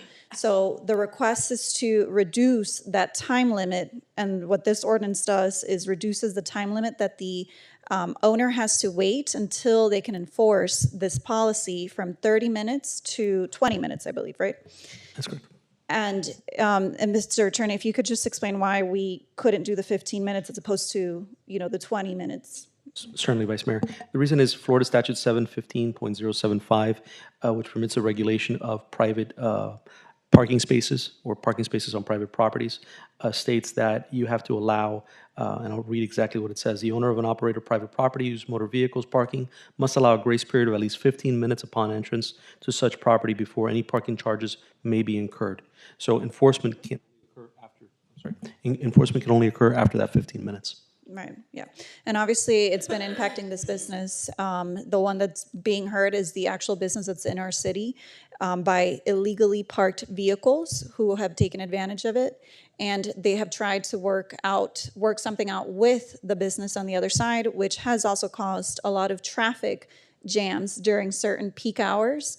And so I think this is very, fair to help alleviate some of that stress and burden to our business owners, and I hope that the council can support it. I don't believe that there's a change in the fine, correct? We didn't include anything in the ordinance about changing the fine. No, Vice Mayor, This is just strictly reducing that time afforded from 30 to 20 minutes, which is a 10-minute period, which is extremely helpful in this case.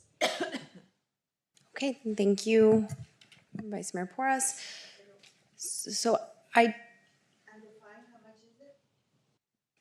believe the current fine. We'll look that up. In the meantime, I do have some comments. I don't know if anyone else has some comments. Okay, Councilor Mayor. Thank you, Mayor. So it only came to our attention right now that this was a particular situation that caused the onset of this item. I do think perhaps additional conversation should be had with this particular business. Second, as part of the memo that was turned into us, part 3 said, and the question that is asked is good faith estimate of numbers of businesses likely to be impacted by the ordinance. This is not applicable. So other than this instance, I don't know what other business would be affected. So I think this needed to be clarified within the memo and the ask.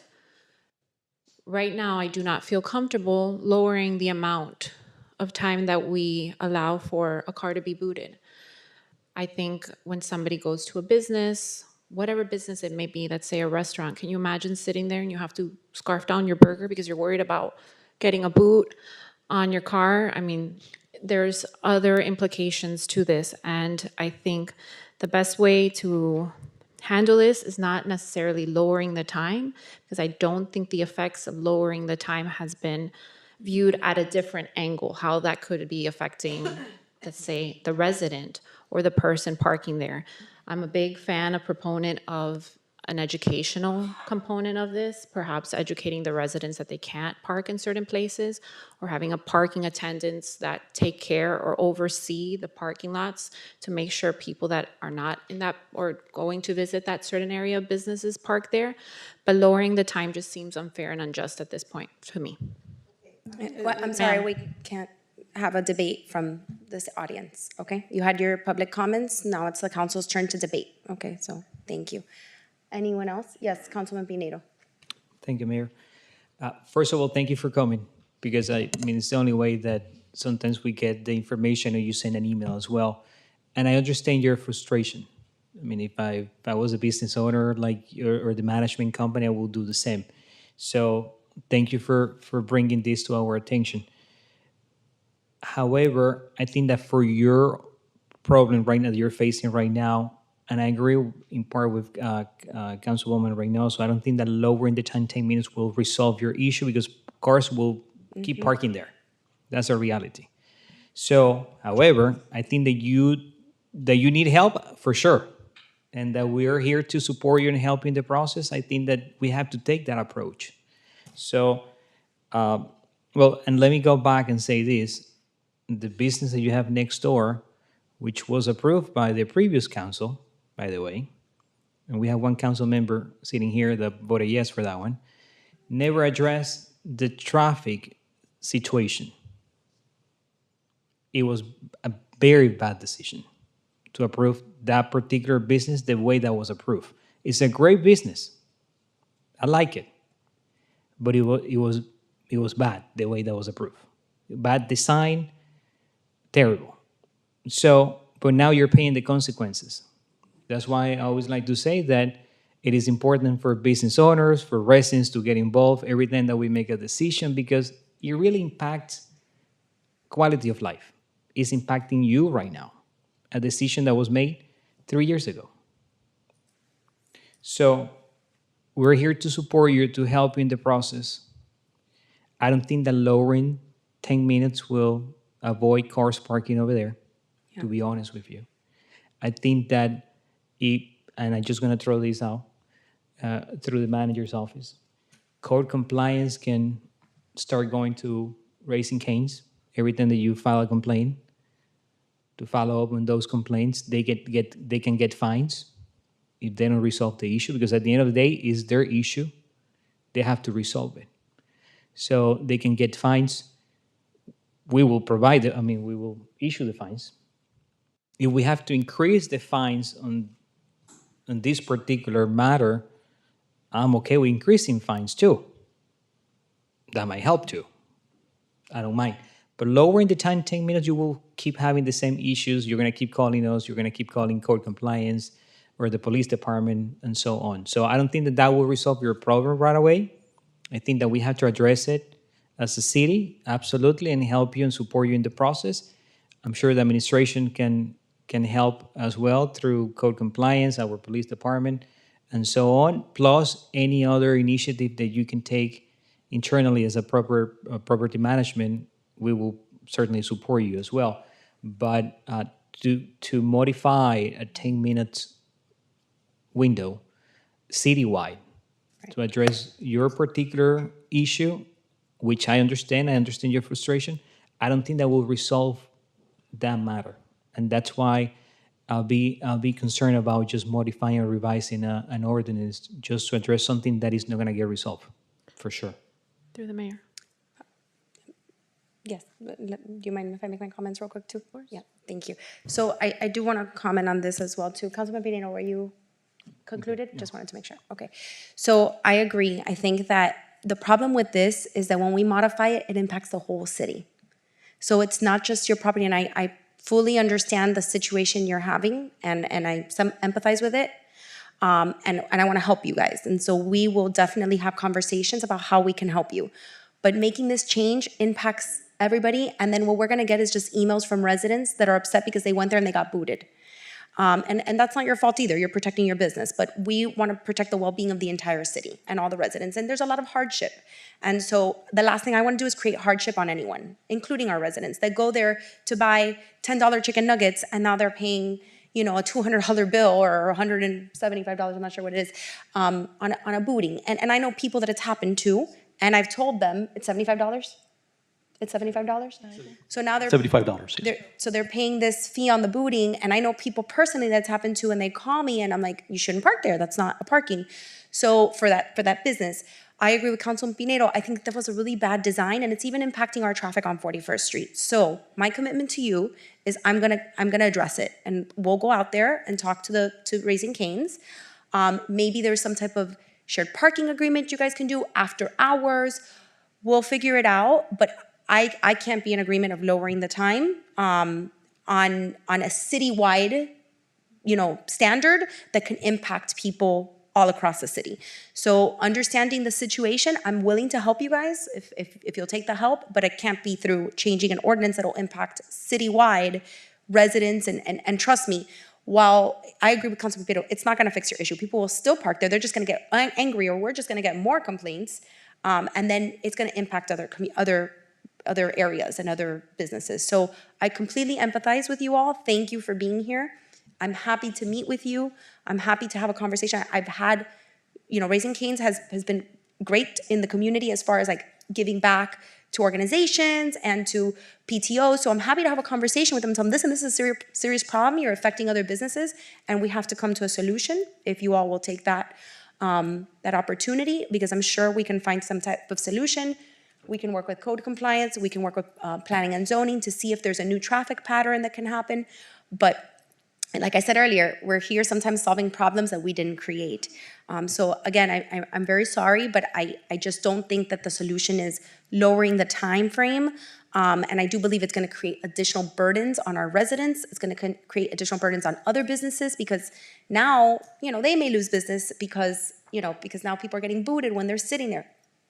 Granted, I understand it's not their parking, but again, this could happen in another location with another business, and that's not our goal. Our goal is not to hurt the residents, not to hurt the businesses in the community. We have to work together to find a solution. You have my commitment that we will do that, but it's not going to be, in my opinion, I won't vote for lowering this time. I just don't think it's the answer to your solution, and I'm sorry that this is the way we found out about it. If I would have heard from you all directly that this is something you all wanted, then, but I haven't seen, I did get the email about the officer, but that was the only, and it was handled, I believe. So I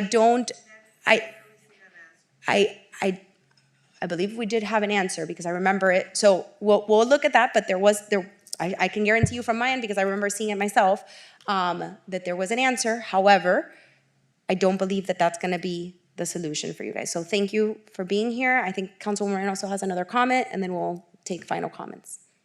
And I'm sorry if I seemed at all insensitive. Again, it's just this problem that we didn't know was particular to one business was not made apparent to us until right now. And I am viewing it as how it's going to affect our community as a whole. Now, is there any way that we can defer this item so we can have some time to kind of... I'm not going to reduce the time. No, I think there's other solutions. I won't be in favor of deferring it, because we're just giving the false hope that it's going to be reduced at another time. Hold on, we can answer your questions after, but we don't take questions. It's not a debate between one another. Okay, I'm sorry, but then we set a bad precedent. So is there any other? I want to clarify a couple of things. Okay, Vice Mayor Porras. Yes. So we're talking about cars that are illegally parked in private property. We are trying to protect and also respect the rights of private owners who have tried everything, including having the booting company there telling people, kind of like an attendant, telling people not to park there because it is illegal, and they're ignoring it because they know they have 30 minutes. Does that make sense? So they're literally parking despite the warnings that they're being given, because they know that they cannot legally be booted, or they're not legally in violation of anything until after 30 minutes. And that's really the problem.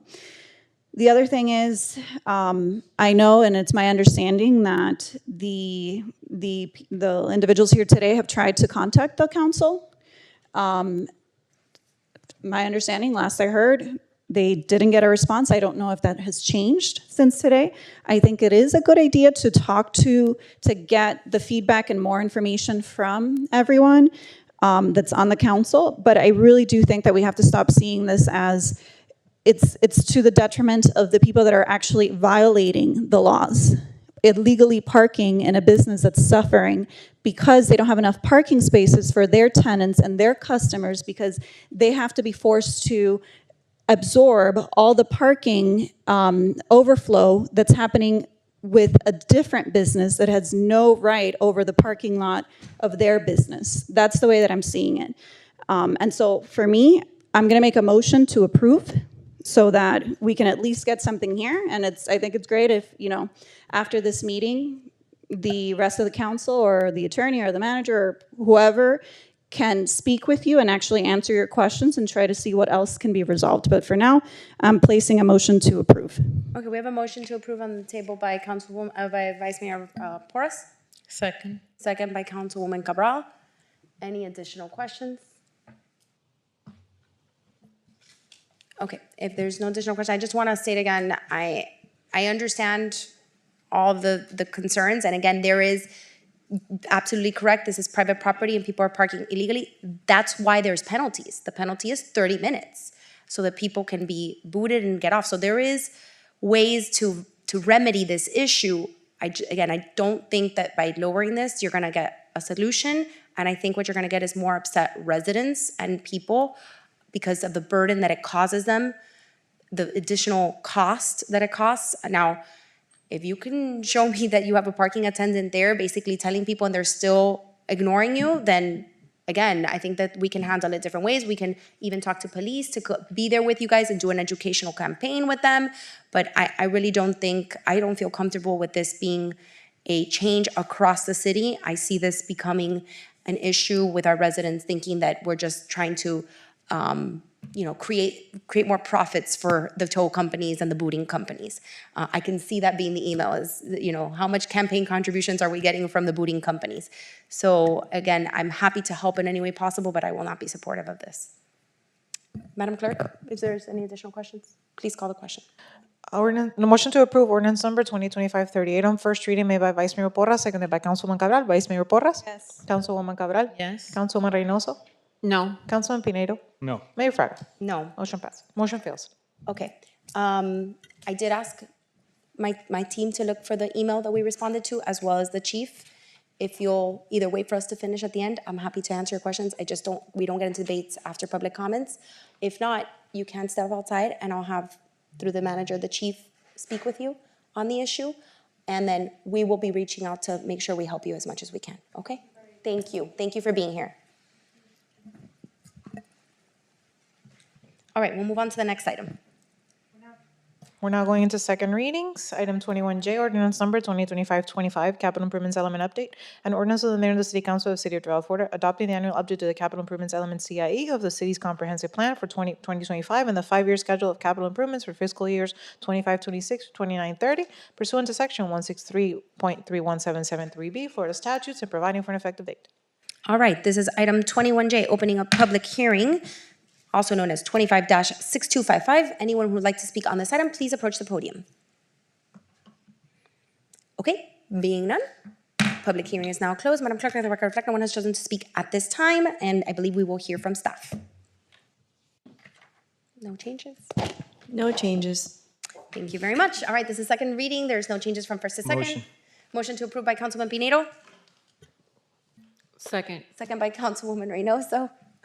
Madam Clerk, please call the roll. Motion to approve ordinance number 2025-25 on second reading made by Councilman Pinedo, seconded by Councilwoman Reynoso. Councilman Pinedo? Yes. Councilwoman Reynoso? Yes. Councilwoman Cabral? Yes. Vice Mayor Porras? Yes. Mayor Fraga? Yes. Motion passes. Okay, 21K was exposed of, and we will now do 21L. Item 21L, ordinance number 2025-27, text amendment special exception.